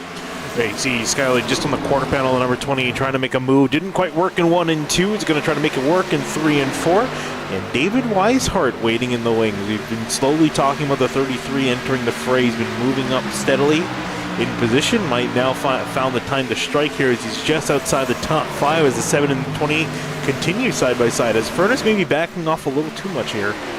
Well, he's definitely not saving fuel because he'd be clutching in. I think he is backing off, I think, a little bit too much. I think maybe he's fine where he is in 4th, possibly, but he really can't drop these positions of Scioli and Weishart. That'd be a little bit too much. He does have room behind those two. Justin Munsel's really dropping back here, not keeping pace with the top 6. And then 8th on back is, yeah, I don't know if this is just these drivers being that much slower on this run, or maybe they're saving fuel themselves. It's Fambro on back. I just have to look at Nick Silver and Shane Theory, and just look at how many damaged cars we have here. Those two have destroyed front ends, but they're 12th and 14th. I'll say for Munsell that last time by, he got a bit close to that outside wall in turn 2, so maybe a little bit of handling issues for that 6 car nonetheless, but yeah, he's kind of on an island of his own right now. He's got no one near him in the front or behind, so he can just kind of relax and just log in laps as the race continues. And Scioli, boy, holding on to that 5th spot, but Weissart definitely knocking on the door. Yeah, the entire top 6 in their own breakaway. Then you mentioned there's Munsell on his lonely island in 7th, and then another hurricane of cars in behind. Ooh, someone way down below on the white line. Not sure who that is. That's James Coey in the 24 machine. Haven't talked a lot about him. We saw him make that really solid save earlier on, coming off of turn 4 right here to avoid an accident. It's been starting 40th, lowest of 43rd is up now to 24th. His car number. I think he's going to be hoping to see if he can move a little bit forward. And also, how about Bryce Senizak? He's talking about making forward progress. Started in 41st, up to 16th, plus 25, the biggest mover of the race. Yeah, definitely the biggest mover is Brian Swank pits from 33rd. Not sure if he's calling it a night or what. As definitely a really big move through the field. Irvin up the racetrack gets in behind the 09. That was tight. As not you, Connor, but Finian, you almost jinxed Bryce there. Yeah, that was close. We're 1 for 3 on one of us jinxing people. Finian almost was number 2, but he's good for now. All clear. Speaking of all clear, that's Cameron Hearn. He's 0.8 of a second in front of Ryan Hartz. Hart's in no hurry to chase him down. John Furness is in a hurry to get some track position back. He gets under Matthew Bell here for that top 3 spot. Battle for might third. open up the door. I was going to say, might open up the door behind for Scioli and Weissart. Interesting to point out, David Weissart not racing for his own team in the Lost Box Series. He's actually part of Slaughter Sim Racing for the Pro Series side of things. And that's his driver, James Scioli, in front of him. So I'm not really sure how you navigate your way around that. But, well, we got a lap car there on the apron. Well, yeah, pass him, but how do you pass him? That's interesting. That's a question that needs to be answered. Yeah, especially someone who's on the main team. You know, how do you negotiate that? Of course, Weishart has a lot of clout in this series and in this league, so it's not like he's the new guy on the block. He's got 3 wide past the 64. That's Ed Robertson being put another lap down with his wrecked race car. Actually being put first lap down in his wrecked race car. The 43 Matthew Bello still trying to fight hard on the right quarter panel. Has to yield as Furness pulls the door shut. Here comes James Scioli. He's got a big run on the back straightaway. Now going to look to the inside of the 43. Yeah, I think Bell wanted to shut that down but couldn't, and now he's really got nothing he can do here but just run the top and hope something happens with Weishart, because he's probably going to pass by the 7 and the 33 here. But then he has a good gap to Justin Munsell, who's getting reeled in a little bit by Colin Fambro. Fambro's kind of broken away from Rabel, Ackley, Lakatos, among others, as he's trying to get into the top, at least top 7. He's closing in on the Raycon Supra. And just clearing the 43 of Bell with Scioli, so back in the 4th position goes to 7 and Scioli. Meanwhile, Cameron Hearn caught lap traffic. He's got a lap car right in front of him. That car just came out of pit road, so it's going to pull away a good bit. Fresher tires on that machine.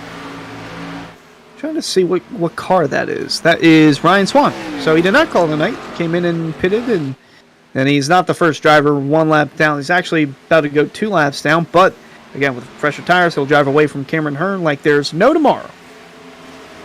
Yeah, well, Connor mentioned Ryan Swan coming down to pit lane to get fresh tires. I think, feeling that these guys are going to have to pit, I think he decided to pit in early and just kind of hope that a caution comes out and puts him on fresh tires. A bit of a gamble, but he is actually a lap down, even though he's ahead of Cameron Hearn, so it almost went 2 laps down there for a second. So not running the best at the moment, Ryan Swan. I think he's kind of hoping for caution to get things going in his direction. So there's a few guys ahead of him for getting that lucky dog as well. But we mentioned that Justin Munsell is being chased down by Colin Fambro, battle for 7th place brewing, as well as the battle for 5th brewing, just up ahead of them. Yeah, the unfortunate thing for Cameron Hearn is that this takes away a clean air he had. Well, it did for little. Actually, Ryan Swan's far enough ahead. He still has it. But definitely good for Cameron Hearn right now. Really just running his own race right now. He really has no worries. Will the tires hold up is the question. Reinhardt's, once again, he's still in no hurry to catch him, although he is going to have to make sure he can keep a gap to John Furness, who's back up into third. And also, yes, the reigning series champion is back there as well. So definitely a little bit of a long game starting to play out here. I think everyone's realizing that this could be a run to the finish, or at least a run to a green flag stop, or a fuel run where you just have to absolutely stretch the tires out. Looking back here, Chris Rabel, Rob Ackley, 9th and 10th respectively on the racetrack. And Chris Rabel, although he's had a somewhat quiet night, he's managed to drive his way inside the top 10. But here's a big run from Rob Ackley. Not going to make a move, just going to keep it tucked in. So they head into the corner, and you mentioned it, Furness, Scioli, they're slowly working their way back towards the three of Ryan Hart's. 3 car lengths separating Hart's and Furness, and then a little less than that separating Furness from Scioli. Just in the battle, going for position. The 38, Shane Terrian, trying to hold off Shane Abbey and Tom Bourne.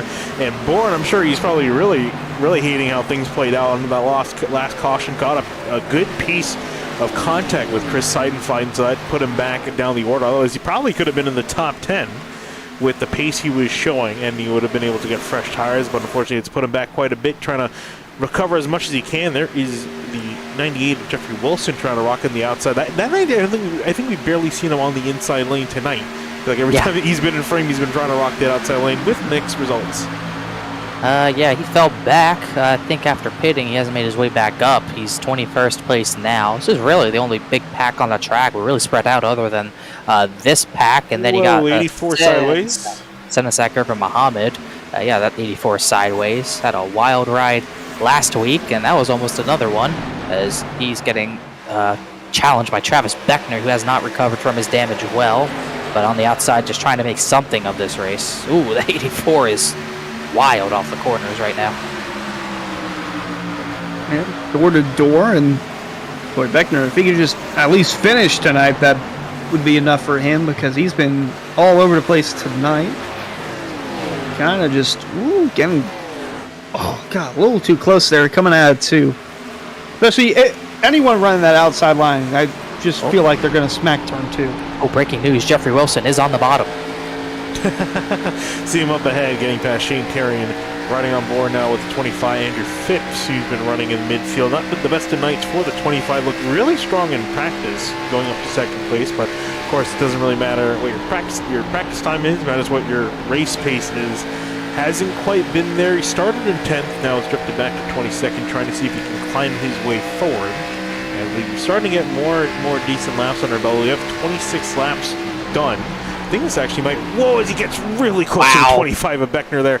I was just about to jinx it probably. This is, I think, the longest green flag run we've had all race.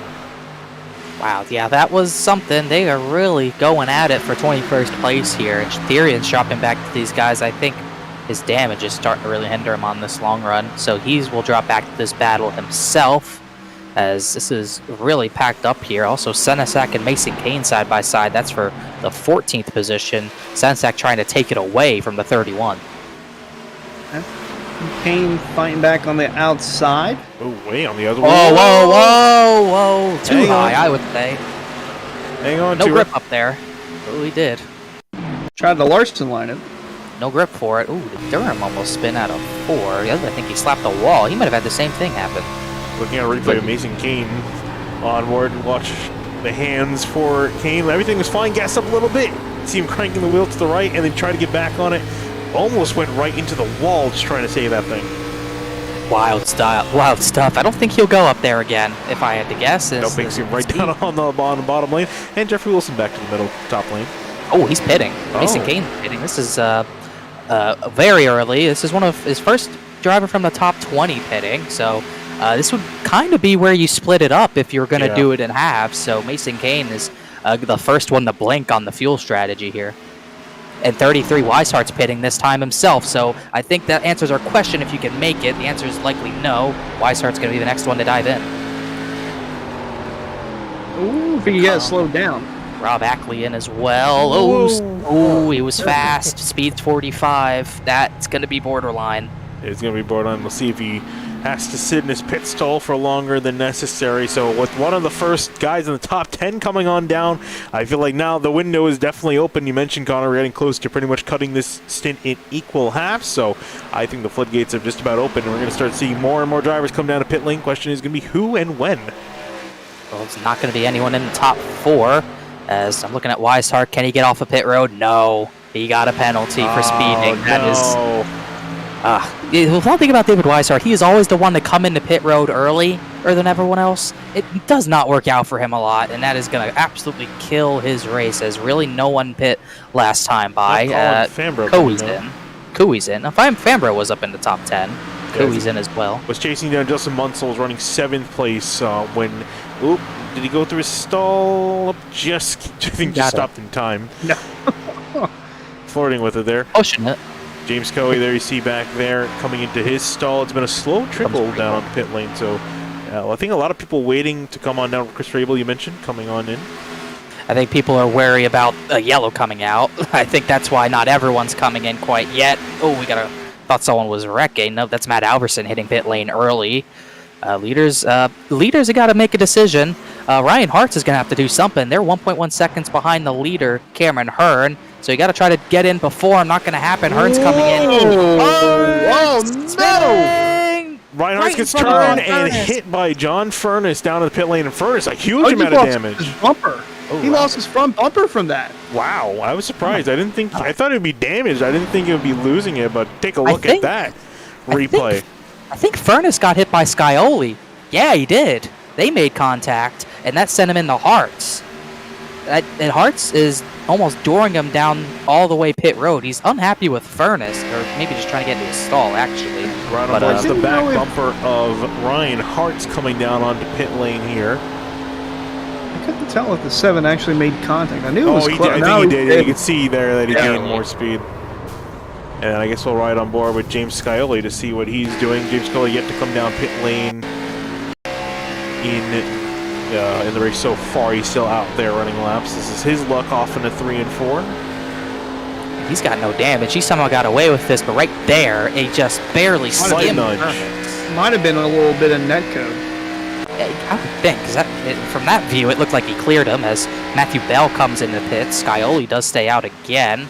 This is where we get into caution territory when you got drivers on new tires, drivers on old tires passing each other. It can get very, very dicey as we're 3 wide out of turn number 4 with Furness almost in the AstroTurf while we're trying to watch everyone who pits, who doesn't. So we look at Muntel. I'm trying to find where Furness is, even on the timesheet. There he is. There we go, back down in 24th. There's now Chris leading Rabel. the mod There is David Weiss, who are back in 35th in the mix of this. So a whole bunch of different cars with different amounts of damage and different amounts of tire life working the way around. So if we're going to get a caution, I think this is a great chance to see one occur, is with all these guys with differing amounts of speed. And what that does, that really opens it up for Cameron Hearn. I mean, the 2 of the 3 drivers behind him really hurt him, but that's going to be really tough for them to recover. Someone just got a warning. I'm not sure what that was for. I didn't know who got the warning, but I'll try to look into that. As Scioli, I think he figured he might as well stay out after the leaders came in and beat him to pit lane. What do you think, Hunter?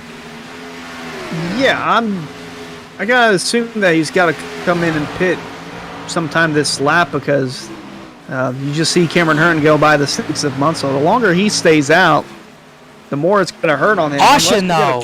Oh, like there that. we go. Never mind. Who is it? Ryan Dunkelberger spun. Alex Weaver's in the pits. Where is Ryan Dunkelberger? There he is in the 26th. Well, oh my gosh. That changes a whole lot. Yeah, Hearn's going to be the lucky dog. But wow, that trapped everyone else who pit, and James Scioli's just been handed a gift. We'll see what happened on Simrack Market Replay. Dunkelberger on the bottom. So, Michael Muhammad, a whole huge amount of netcode there. Just gets punted, and into the wall he goes. Ooh, Ryan Swan doing a great job avoiding things on the bottom of the racetrack. I don't know if that was netcode. He was definitely blinking, but he got a boot from the 78 here, and after passing him at that. Yeah, the 78 blinking did not help at all. That was definitely a boot scoop boogie. Not a lot of boogieing for Dunkelberger, though. see who this benefits. The people who stayed out. Casey Lakatos is going to be third. Senesac, Bourne, Jeffrey Wilson, a lot of guys. Just like we saw in the truck race when Scioli and other leaders pit, the guys who stayed out have really gained a lot here. And everyone, Alex Weaver down is a lap down and includes pretty much all the leaders. So they're all going to have to stay out and get the waiver on. Everyone that stayed out is going to benefit quite a bit. That's going to be James Scioli. Try to get a better camera angle here of everyone coming down pit lane. It's going to be James Scioli, Justin Munsell, Casey Lakatos. Your top three: Tom Bourne, Bryce Senezak, Jeffrey Wilson, Shane Abbey, Bryce Senezak, Steve Durham, Charles Canita, Greg Mitchell, Andrew Santo. Ryan Dunkelberg actually is going to still somehow remain in the lead lap. That actually helped him in a way, because he's going to stay in the lead lap. He's going to have a bit of damage to deal with, though, but that helped him that way. And Charles Canita, I believe, will all be on the lead lap. Everyone else is going to have to stay out and get a wave around, so everyone 14th down. Luckily for Cameron Hearn, he gets the lucky dog out of all that, so he'll drop back. He will probably restart around 15th in line because he'll be ahead of a drivers taking the wave around. At least fortunately, he doesn't have to do that, but he had firm control of this race, Hunter, and just like Tuesday night, the leader kind of loses it on an unfortunate yellow during green flat stops. I was just about to say, look, 67 of Hearn caught him. He did catch a massive break because you saw the contact made from Hartz and Furness, and Scioli was a part of that, but didn't get any damage really. It looked like he caught a break there until the caution came out, and then it just flipped like a switch. It ended up going in the favor of Scioli, and now Hearn's gonna have to try and muster his way back to the lead with less than 25 to go. And the worst thing about this is that it didn't happen early. We're only going to restart with just above 20 laps to go, so he doesn't have a lot of time to recover, and that's the worst thing about this. He might not have enough time to get to Scioli because we really might not even see the leaders pit again. Yeah, there is also a huge amount of cars that need to get a waiver on here. We're going to ride forward and look at the amount of cars between Scioli, our race leader, and all the cars that have to take the waiver round. I wouldn't be surprised if we might actually end up seeing this caution extended a lap just to get everyone caught back up with the leaders. Yeah, it's basically entire field. At least like maybe 2/3 of the field that's left here are going to take it, led by Garrett Grant. He's actually more. He would be, I think, he was 3 down. He'll get the 2 down, and then Alex Weaver is the first one who would get on the lead lap by taking it. Fambro, a lot of drivers. Weishart it might help him a little bit. This will get him back to 1 down, so he might have a chance to get a better finish if we start seeing yellows and he can avoid them. So maybe a tiny break for Weishart, but it could have been so much better if he didn't do that. But yes, a lot of drivers taking the wave around here, and James Scioli just got a little bit of a gift, as well as Justin Munsell and Casey Lakatos in 3rd after everything he's been through today. Look at that. I would say Justin Munsell. How intriguing is it that Munsell's caught 2 different breaks in one race? Like, he drove up through the field with fresher tires than almost everyone else, and then running in 2nd, needing a caution, boom, caution happens. But yeah, Casey Lakatos in 3rd, very solid run for Central United Motorsports. I mean, they really need this going. And Bryce Senesac, too, running in 4th, also a very good run for the 09. And Tom Bourne. We thought Tom Bourne had a top 10 run going until his little skirmish there with Simon Fine, and thought that was going to be the end of his race. Nope, he caught a break, too, and now you see all the cars that need, or that got the wave around. Basically, the majority of the field. It looks like might get extended the lap. Looks like the field is racing back to green. They're just racing to get back to the leaders here, as we get the field officially lined up for the most part. And there's actually not too many cars in this pack at the moment. You can see pretty much the field cut in half here. You're going to start seeing the rest of the field. There's Garrett Grant leading the charge of drivers taking the wave around, catching back up the field. It's going to be a huge, long line of guys on the inside and behind them, but essentially James Scioli, Justin Munsell, Bryce Senezak, Casey Lakatos, then Bryce Senezak, and Jeffrey Wilson. Tom Bourne. Your top 5. They're a little bit out of order at the moment, but I think really what this race is starting to come down to, the 7 versus the 6, who honestly, Not going to lie, other than James Scally, who Hunter I know you picked, didn't think he was going to be in the running for the race win, at least early on. With a lot of the major players getting shuffled out in the order, the entire field has been thrown into a can and jumbled up and spat out. We got 23 laps to go, and James Scully is going to be the one leading him down, and we are back green here at Charlotte. How is this thing going to end?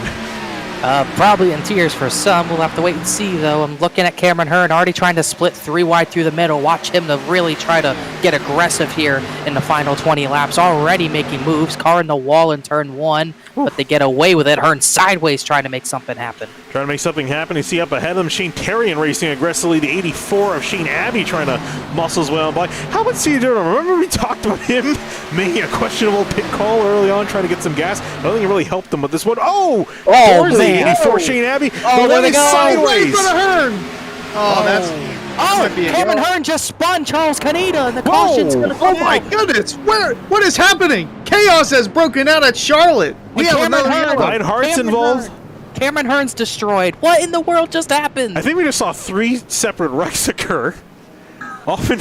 Oh my gosh, the luck Man. does not get better for Cameron Hearn. I need to find out. I don't even know where half these guys are. There's Cameron Hearn. He's down a pit lane. He's called it a day. That was actually. all right, let me reiterate. I'll say his luck hasn't turned, but I don't know what he was really doing here. I think he was mad at Caneda sliding up, but we got to see what happened with the Contact one with the 54. There's the one spinning off. Then he turns him. He turned the did he turn the 54? Did he? Hang on, I want to. Whoa, man! Oh. Hard got to Yeah. 21, the 95 as well.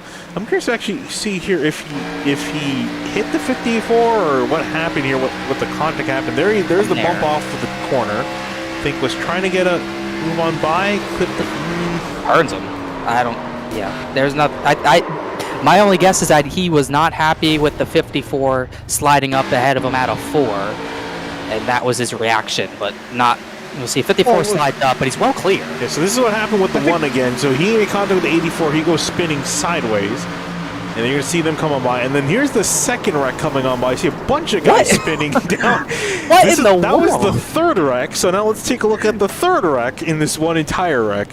Fambro was in it. Yeah, that I don't even know how that. I don't know. Oh, let's see. Colin Fambro leading the front of this. They're fine here. Oh, there's a check. Oh, Fambro stopped. Fambro stops, and I think Rob Ackley reacted. They were checking up for what happened to the one, and it just caused all sorts of calamity. Who we can get a good view of this from in this pack. Mason Kane got away from that pretty fairly compared to everyone else. Yeah, you see, they see smoke and start checking up. Woohoo. Oh, Yeah. Irvin almost got through it. Hi, Colin Fambro. But yeah, that was really weird. I think they figured it was in the middle of the racing line, but it wasn't. But they checked up like it was, and that caused an even bigger crash than what it would have been. Yeah, all they see is smoke. Yeah, and around they all went in the middle of this pack.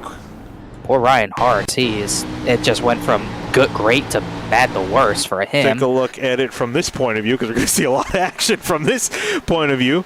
There goes the one spinning off into the grass. There's the 54. There's 54 going spinning in behind them. Oh my goodness. Got We air. got one almost Ackley go got over. air. Ackley. That was almost number 3 of the night. Wow. A lot of cars in that third crash, but I'm just still so confused on why the 60. I don't expect Cameron Hearn to misjudge that a lot. Wow, that's a heck of a shot. But I don't expect Hearn to misjudge his line like that a lot.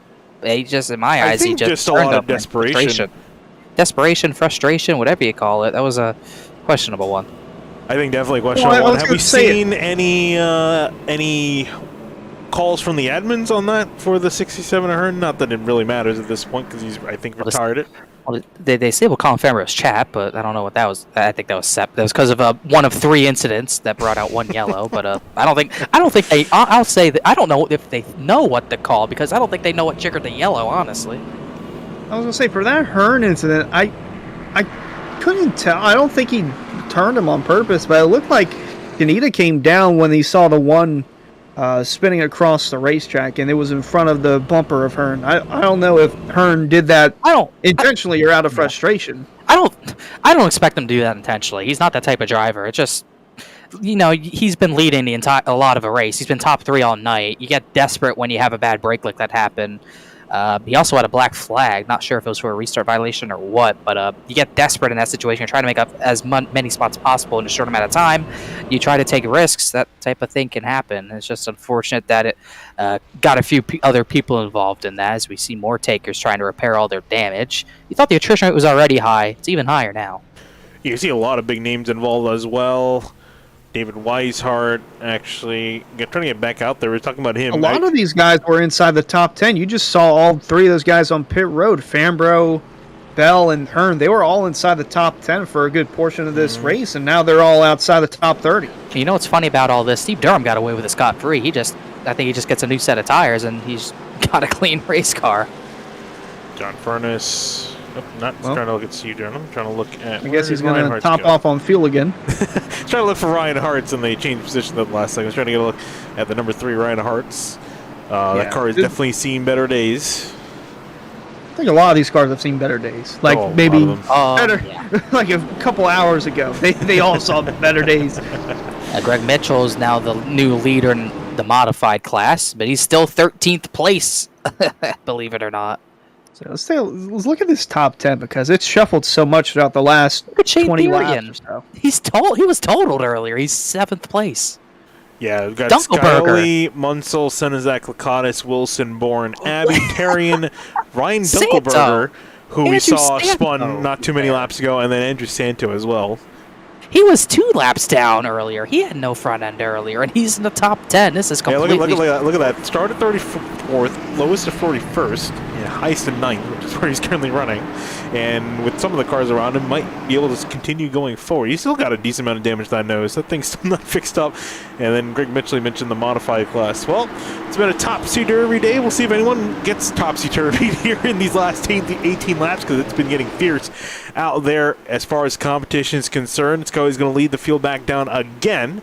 Not much has changed in the front of the order. We'll see if anything does change here on this restart as we go back green. Wow, we might see the second position change. Yeah, Mansell did not go on that restart, but Senizak has damage that might hurt him. Oh, they're already wrecking in turn 1. Furnace. Oh, they're keeping it going. 3 or 4 wide. Keeping it going for now here. Ooh, car on the wall. I think the 96 of Jacob Hudson bouncing off the wall. I think he's still bouncing off the wall. Looks like he's going to save it for now. Chaotic in behind. Bryce Senizak, Justin Munsell racing for second place off of turn 4.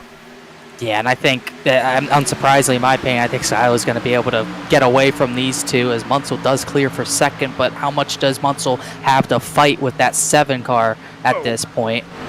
Lakatos get the run on the outside. The 98 of Wilson clipped the apron a little bit. And Mason Kane. Mason Kane, too. Someone getting spun. 97, Philip York, he saved it. What is going on? Why did he save that? I thought he was going head on to the inside wall. Well, Sheldon Creed saved it. Basically called him Sheldon Creed. It looked like that 97 was about to meet the inside wall, but... You didn't get very close to it. Got doored by the 48. Oh, wow. What a car control. That is what a wheelman. What a wheelman. Oh, more contact. I think Cooey and Irvin might have hit there, but they keep it clean. I don't think we're done yet with people dooring one another either, but this is getting wild already, and we still have 14 laps to go. But one person... Oh, man. Lakatos go. Good pass. Very solid effort from Casey Lakatos and Bryce Senizak. Both these guys, and Wilson. Really good bit of these guys in the top 10. Shane Abbey claw over the wall. He's still in 10th. Yeah, we'll see, though. If he keep clobbering the wall, definitely going to drop out of that. See Skyler breaking onto a bit of a comfortable lead here. Jeffrey Wilson trying to put some pressure in behind, and someone swinging out to make a move. Ryan Swan. Wait a minute. Where did he come from? He's knocking on the door for a top 10. Oh, here comes Ryan Hartz trying to reclaim what is lost.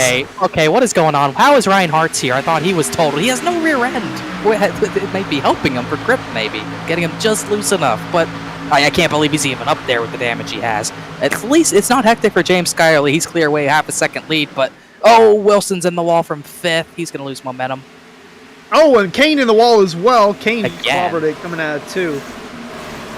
There's Shane Terry and Tom Bourne, Alex Weaver all duking it out for 6th place. Not something I would have thought I'd be seeing 20, 30 laps ago, but here we are. This entire top 10 is bizarre. Other than maybe James Scully and Justin Munsell, the entire top 10 is utterly bizarre to go through, and they're changing rapidly here. Some of the faster guys outside the top 10 are working their way on back. We're looking at Ryan Hartz not too long ago, up into 12th, trying to see if he can get further on. Santos starting to drop out a little bit. How about Matthew Bell trying to work his way back inside, just inside the top 15 now. Mason Kane still dropping back after his couple of solid hits. He's dropping back slowly. Bryce Senesek started 41st and he's up to 4th. That's unbelievable. Yeah, a lot of drivers have really good climbs through the field as of late here. But look at the stack up behind Matthew Bell. Behind Phipps is there. Jacob Hudson's 21st. James Cooey. Greg Mitchell, the modified, he's dropped back since the restart, but he's still fighting Mason Kane. Garrett Grant Kane gotta be in the wall. Oh, yep, saw that coming. That's 3 in a row. That's a hat trick on this run. For the time being. Trying to look up at the lead. Not much change. Hard. Into the wall in front of Ryan Swan and Ryan Hart. No. The brakes, Buford, hit the brakes! Oh. Holy cow, that was... Wow, Everyone. I just can't get over that. Oh, and Ryan Swan was not happy about that. Ryan Hart's got a piece of it as well, so his climb is hurt. We'll see the Simrack Market replay. How that started. I don't think Ryan Hart's got anything out of this because Swan's car goes through the 3. Whew. I think he lost his hood. He lost the hood, yeah. Okay. They just barely unlucky. Wow, look at everyone on the apron trying to slow down the board. Wow, oh, the transition. Look at that. That was a perfect transition. Dude, 84, get the apron, go up the track, into the 20, gets absolutely thrown into. Oh, Scioli faked on the pit road. I thought we were going to see strategy there, but almost no one's going to pit. I don't really know how many people even have tires left. Matthew Bell's going to pit. Not too many. Let's see. Casey Lacotis has been down there 5 times, so I don't think we're going to see anything out of him anymore. And honestly, at this point, do you even want to pit? Is it worth pitting? No, not really. If we had a few drivers at the front pit, then maybe, but... even if you have tires, I think you're done using them. David Weishart's going to get the lucky dog, so there he is. He did get some damage, but not as much as a lot of the other guys who were in the top 5 with him did. But good recovery from him. Pit road penalty kind of hindered his day, but he has a chance to get a few more here back on the lead lap. Well, got less than 10 to go, and got some new merch coming out from Area iRacing.shop. Actually, was that the right one? But we got new merch coming out, and it's getting warmer out, so if you want to get a hat or a t-shirt, you go to, this is the right website, shop.areairacing.com. Race fans, be sure to check out shop.areairacing.com for merchandise to represent your favorite driver and teams. Shop on our brand new selection of champion t-shirts, jackets, hats, and more. Easier to shop, quicker to ship, better to wear. That's shop.areairacing.com. Still have some jackets out there in case it ever gets a little rainy or cold wherever you're at. But gonna have some tank tops coming out, and you got the Ryan Swan t-shirt as well. So if you want to buy a t-shirt for Ryan Swan after what happened to him, you can go to shop.areairacing.com. I can't believe Ryan Hart's car is still in 10th place. I mean, he didn't really lose any positions from that wreck, but I'm not sure if that car is necessarily going to be able to stay there, because if the hood came off, I'm willing to bet that he's got some decent damage there, but not sure that's necessarily going to stop him. Yeah, that was a big hit. Can't imagine the RPMs are full song, but we'll see what he can do here on this restart. We might well, at get least the he's green. still got the door. Yeah, he does have the door. That's a positive. And the steering wheel. That's the most important part. Well, it might not be there for long. We'll see. I think a few drivers have lost that. I'm sure some of them have lost it from attempting to throw it at another driver. There's been some very angry drivers in some cases. Not too many, but quite a few somewhere. The irritation, I'm sure, Connor, you've been hearing it on the race chatter too. Some drivers not too terribly happy with others. Ryan Swan was not happy about it. I was going to say, Jordan Martin's steering wheel might be laying somewhere in turn 3 or outside the racetrack. He went pretty high. He went about as high as that billboard, maybe a little higher. I was mad on Monday. Oh, yeah, I remember. You had a lot happening on Monday. Well, it was an experience, for sure. I'm so amazed you came in the top 5 at the end of all that.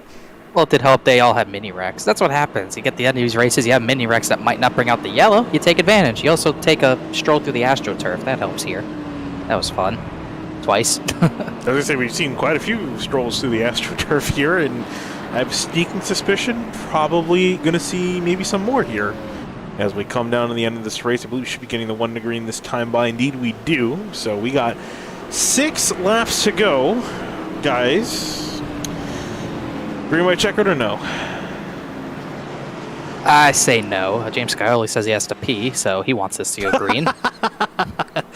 I don't know if Munsell can do much with him. It seems like every restart, oddly enough, we saw on the earlier restarts with Cameron Herr and Ryan Hartz and John Furness, they stayed even when they came to the restart zone. The last few restarts, Munsell is a car length off of the 7 for some reason. I'm not sure if that's just not being aware or he's trying to make a strategy and maybe get a jolt out of the restart zone, but I don't think that's allowed.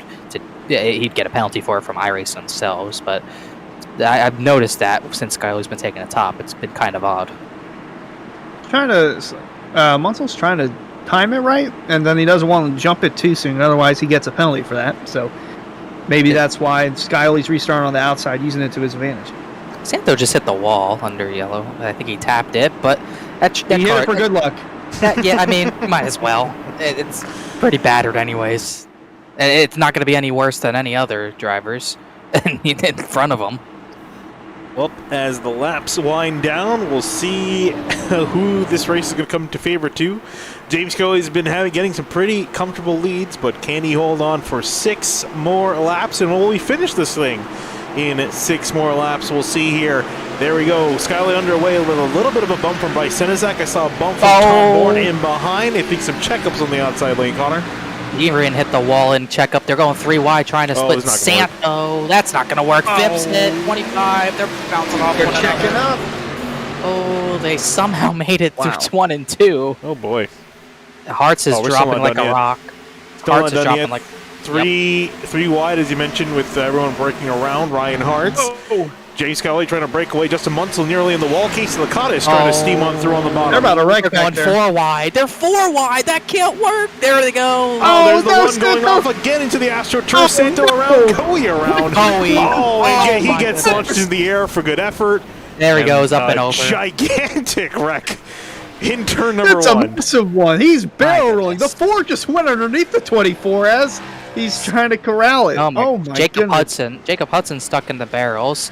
I thought we were going to get away with no big ones tonight, but I knew we weren't going to get away with it. I was surprised. You had a lot of faith. I'm not saying these guys can get it done, but with the track record the last 20, 30 laps, I felt like chaos was going to happen at some points. Here they go, 4 wide off the corner. The 1 taps the 10, a little bit of a tap, bigger tap, hits Paul Urban, then gets sent sideways across the field. And absolute chaos in behind. Oh my God, Jacob Hudson slammed that barrel, got stuck in it. James Coey flips over about 5 cars before he lands. 4 wide at Charlotte. I don't understand. Well, they were all. Yeah, I don't understand that. They were all trying to split Santo, and once again, the one of Stephen Durham gets away scot-free. Kind of like what we saw a little earlier. That was never gonna work. Hold on to your lunches, ladies and gentlemen. I ate earlier. I'm good. Oh, maybe not. Oh my goodness. He hovered above numerous cars and then ends up flipping twice. I wasn't in this. Honestly, who wasn't in this? Oh, driver chat's disabled. That's when you know it's getting fun. Admin stepping in. Driver's getting a little too angry here. Let's try to take another look. I'm angry. I'm not even This turned into a demolition derby. That's one way to put it. Actually, that's Chris Rabel, 29. Oh my goodness. Oh. Mason Kane. And the entire track is blocked. Michael Muhammad couldn't avoid this one, unfortunately. They avoided a few earlier. Andrew Santo might have gotten dodged. Want to take a look from this camera angle. This is a good camera angle tonight, I'll say. Oh my gosh, what a hit. Absolute disaster plays out in behind. I think Andrew Santo got the best of that as well of Steve Durham. I think right they on both board got with away the number 10, see what else he saw. I'm trying to find where he is. This is the hardest part. Oh, he didn't get away with it. He doesn't have a front bumper anymore. Well, he didn't have one earlier. They'll tape it back. Oh. I mean, he had one as of late, but they had to put it back on earlier. As you can see, contact there. He's just trying to collect it, but keeps, starts pinballing. And then, there comes the field. Yeah, my entire goodness. field coming towards him. No, he got hit right there. Yeah. Holy guacamole. Well, That definitely puts us in green-white checker territory. I'll say. And thankfully, we have only one. Yeah. Would have been here all night and then some. I kind of want to just at this point, I just kind of want to take a look and see who we have undamaged, because I think for the most part, as I'm trying to just scan through, I think the top 10 mostly unscathed. Well, everyone in the top 10 has damage, but their damage is in the Relatively. slight category. The only ones in the top 10 I think who are unscathed are James Scully and Justin Munsell, and then everyone else has a ding here and there. And then you get back to Paul Irvin. He's the leading modified now. We've had a few leading modifieds tonight. He's 12th. Steve Durham survives, but he does have some damage. But I literally think the top 2 are the only 2 undamaged cars left. I see how the Tuesday night went, because this is oddly similar to Tuesday night. Had wrecks in the beginning and the end, but the middle portion of the race was really good. It's when we saw all the green flag racing. Well, actually, on Tuesday night, we had the beginning go 40 laps green, then the end went 30 laps green. Tuesday night, it was the middle portion that was bad. Tonight, it's the bookends getting. Oh wow! Look at bad. Matthew Cochran. He's missing the entire rear deck lid. I've never seen the deck lid come off. Oh, that happens. Deck lid, the that's bumper. It's been a That's while normal since tonight. it's been a while since seen that come off. That's normal tonight. That's He's actually. got it's got the rear end of a modified. I think everyone past like 16th is missing some sort of major fender on their car. Yeah, I'm Urban's gathering it. There's missing. Rob Ackley in 25th down in pit lane. But yeah, basically after Mason Kane, after Philip York, everyone's missing some sort of fender panel. Hartz is missing the hood. Vector he's never had good luck today. He had nothing go his no way. surprise. Here comes the one of Stephen Durham down on pit road. Nope. He faked me out. I thought he was about to top off on fuel again. Oh, No, not this time. Better not Ed be Roberts. next time. We're going green next time by. Going Hartz- green. Hartz has no hood. Rabel has no hood. Furness has no front end. Weishart, Greg Mitchell. Red Robertson's not happy about something. I don't know what. But we have 2 laps to go here, and we'll see if we can make it to those 2 laps. Yeah, because that's the big question. It seems like for the most part we're able to make it a lap. After a lap is anyone's guess. So I want to say we will make it to the white flag. That being said, a wreck after that, I think we'd probably be in store for one, but I feel like it's going to probably happen from 10th on back. I think the top 10 is probably not where we want to look. I think where all the damaged cars are, considering I'm sure a lot of them don't even know how much speed they got left or how slow they are, is probably where you're most likely going to see that caution come out from. But we'll see if they're able to hold on for it. And if James Scully is able to hold on, does Justin Munsell have anything for the number 7? I don't think he's really had enough yet.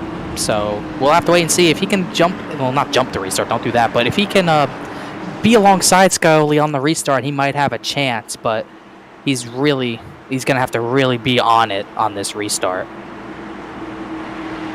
We'll see what happens. Pace car off for the final time, which should be the final time tonight under racing conditions.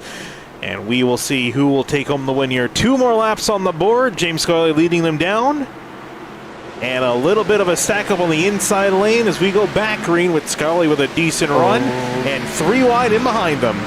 Didn't take long to go 3 wide. Another stack up on this restart. It's like Cochran gets to the apron. Steve Durham's getting a black flag for their last incident. That's why he didn't pit. As Munsell is just not able to stay with the 7 yet again. Tom Bourne, Casey Licata's battling for a 4th place spot. They're battling it out. James Scully up ahead. That battle for 4th place brewing. Tom Bourne trying to get around the number 50. Shane Terrian looking to the inside of the 50. 3 wide off of turn 4, barely for a second as James Scully takes the white flag. Clear track ahead of him. Munsell gains through 3 and 4 a little bit, but I don't think he has enough for any sort of charge. Senesac in 3rd. Licata's clear for 4th. and we might get through here without any more wrecking, but I spoke too soon. A little bit of contact Did off you of say turn that? 2. They're going to be 3, 4 wide heading into turn 3. Do they sort it out? It looks like they kind of do. But up ahead, James Scioli, through the smoke and chaos of tonight, will come home victorious here at Charlotte. Round number 2 goes to James Scioli in the number 7, Justin Munsell in 3rd, Bryce Senizak in 4th, and they actually managed to finish that out cleanly in behind. Wow, it looks like Lakatos got loose out of 2, and once again, Tom Bourne had nowhere to go. A shame for them, but they still get top 10 spots, and I'm sure a lot of drivers are glad that's over, but James Scioli wishes it could keep going because he was dominant after he got a break on pit road. Back-to-back at Charlotte. Well, who called the 7 to win? Yeah. All right, if we don't get cautions during stops. Connor, I forgot, who did you pick, actually? It was second place, Furnace, and that. Oh, yeah, I was going to say, both of our picks did not end up well today. Did get back to 14th, at least, with no front end. And where did Ryan end up in 18th? Yeah, not particularly good for him. But this man, Hunter's pick, getting it done, burning it down. Well earned here for the number 7. I'm just saying, follow the trends. It's now 2 for 2. If you win Tuesday night, you win Thursday night. Bryce Senizak, yeah, that is. You're right on that. Bryce Senizak's happy about it too. He gets to do burnouts. He's happy about 3rd. It was a great finish for him. Once again, he started 41st. he's had a long climb forward in that 09 machine as Scioli burns it down. Let's go through your final results here. As they're going to do some dual burnouts here on the front straightaway, celebrating their victory over tonight. James Scioli, Justin Munsell, Senizak, Terry, and Weaver, your top 5, with Jeffrey Wilson finishing in 6th, Nick Silver in 7th, Matthew Bell in 8th, good recovery for the 43 there at the end, Tom Bourne and Casey Lakatos rounding out your top 10. Yeah, Wild, he got back up there thanks to the incident with the 50 and 16, as Lakatos rounds out the top 10 even after that. And you look further back, Mason Kane, Ryan Dunkelberger, who brought out that yellow on green flag pit stops, he's able to use it to his advantage. 12th, Andrew Phipps, Furnace back to 14th, as we mentioned, Swerve Irvin 15th, and then, really everyone here has just had some sort of struggle throughout the entire race. Mitchell, Beckner, Hartz, Fambro, Rabel, they all had issues tonight, Hunter. I think the only one that didn't have an issue was us because we weren't on the racetrack. we got to watch everyone else have issues unfold, but yeah, looking through at the rest of the results here, Rob Ackley, Philip York, David Weishart. Boy, we're getting to the part where a lot of these guys are inside the top 10 and just had something go wrong at some point during this race. Feels like 24 hours has passed, but really it's only been about 2. Matt Alverson and Robertson, Garrett Grant, and Andrew Santo. Man, it seemed like Santo was about to get a top 10, but just the moon. I don't know if we got a full moon, half moon, quarter moon, something. The moon said no. Well, we did on Monday and Tuesday, but it's sunny today. Where's that moon at? Moon's out there hiding, and as you look at the rest of the results here, the rest of the top 40, Coey Hudson, Abby, Brian Swan, Cameron Hearn, 35th. After the night he had early on, very unfortunate for him. Brad Slaughter showed some pace early on. He was taken out early, back in 38th for him. Chris Seidenfeld, we saw a late race surge for him, back to 40th for him. And also, can't forget Jordan Martin in the 17, taking flight in the middle of that race. And then your last 3 finishers, Chuck Sweeting, Spencer Brown, and Austin Gacone, rounding out your field of 43 finishers. Shame for Anna Sogak. He was on a high after Daytona, and he really never got a chance to get into this race. He started at the back and couldn't recover. And obviously Cameron Hearn, he's had so many chances at winning the past season and 2 races plus. It's just a matter of time before he turns it back around. But thought it would be tonight. Unfortunately, it wasn't. And get a chance here to talk to your race winner. We'll pull up the number 7 of James Scioli. James, arguably the first half of the race, things were not looking as good for you, but the second half of that race, the caution coming out at arguably the perfect time. Was the game plan just running the tank out till a caution came out, or did you have some sort of strategy under the green flag pit stops that we saw?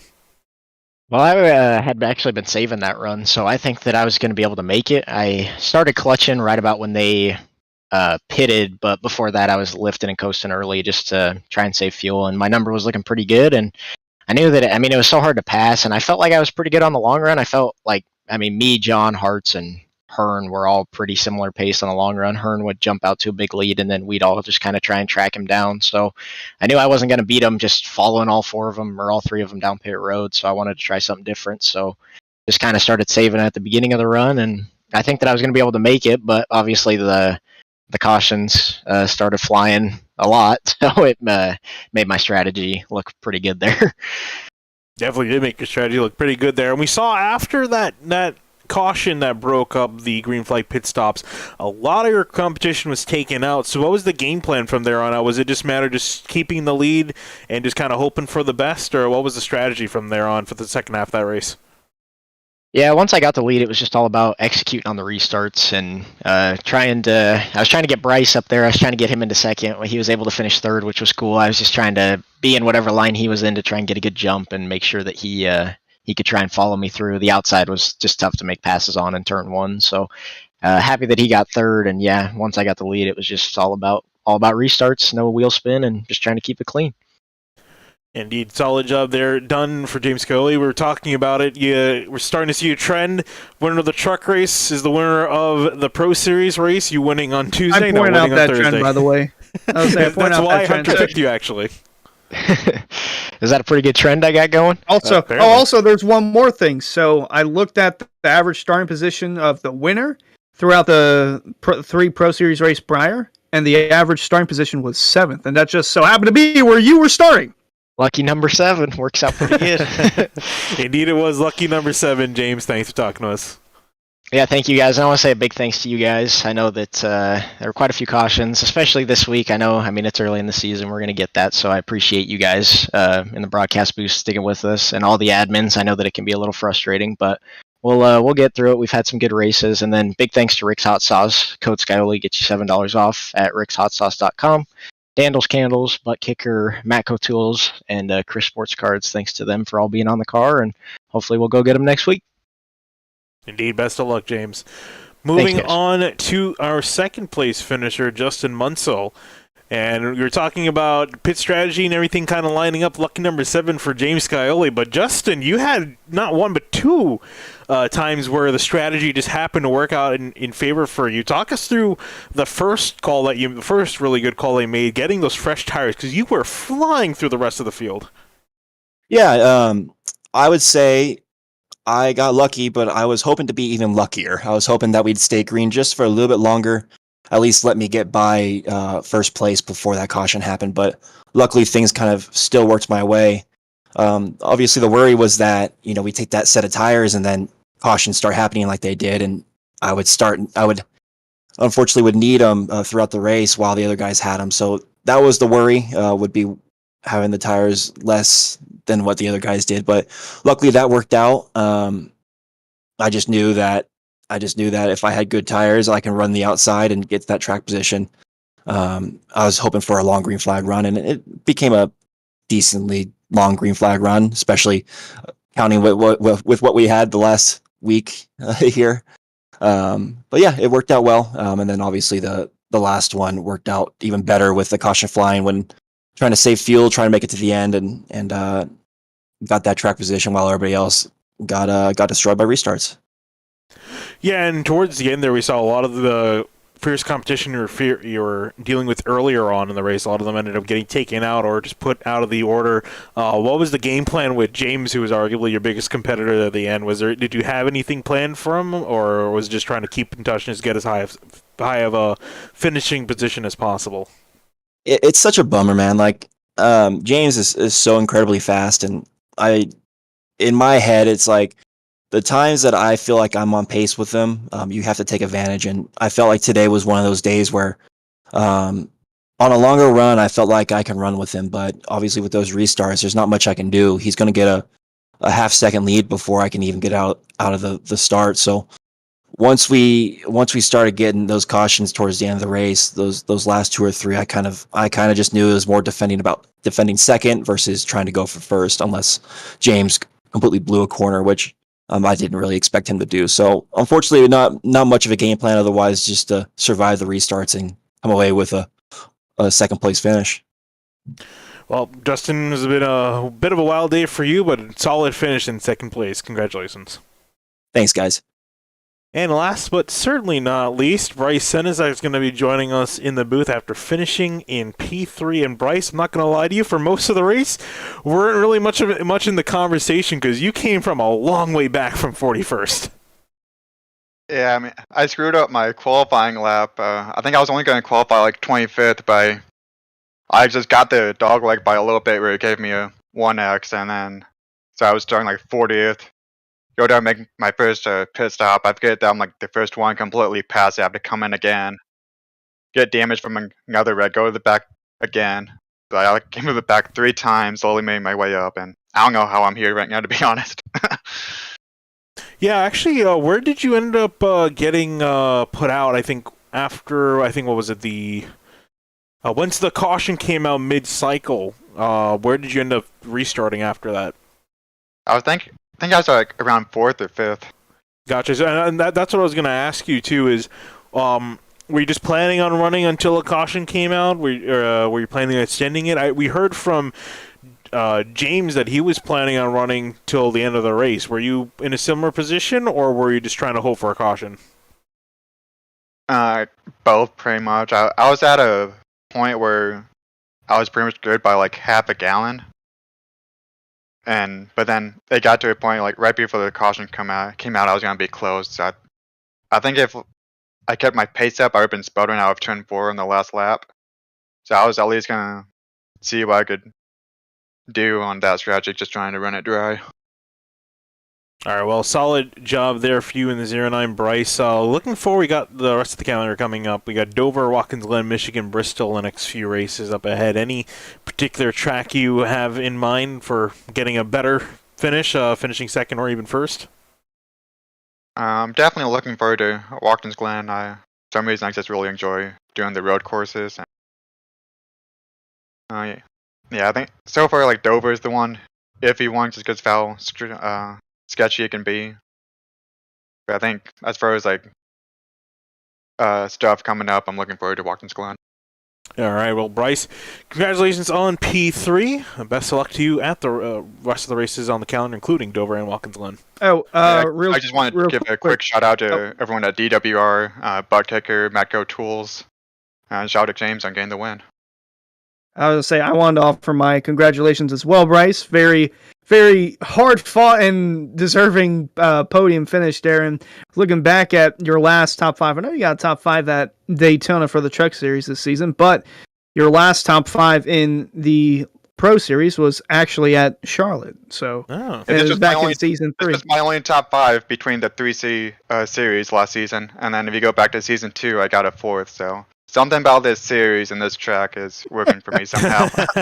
Well, hopefully you got some more coming in this season, Bryce. For sure. All right, and with that, I'll be wrapping up interviews here from Charlotte. Guys, what a race. We saw Daytona was pretty wild in some of the wrecks we saw, and here too, I think the similar thing. I'm noticing a trend of seeing drivers taking off. I'm curious to see, I think Dover, we might see some more drivers end up taking flight at the rate we're going at.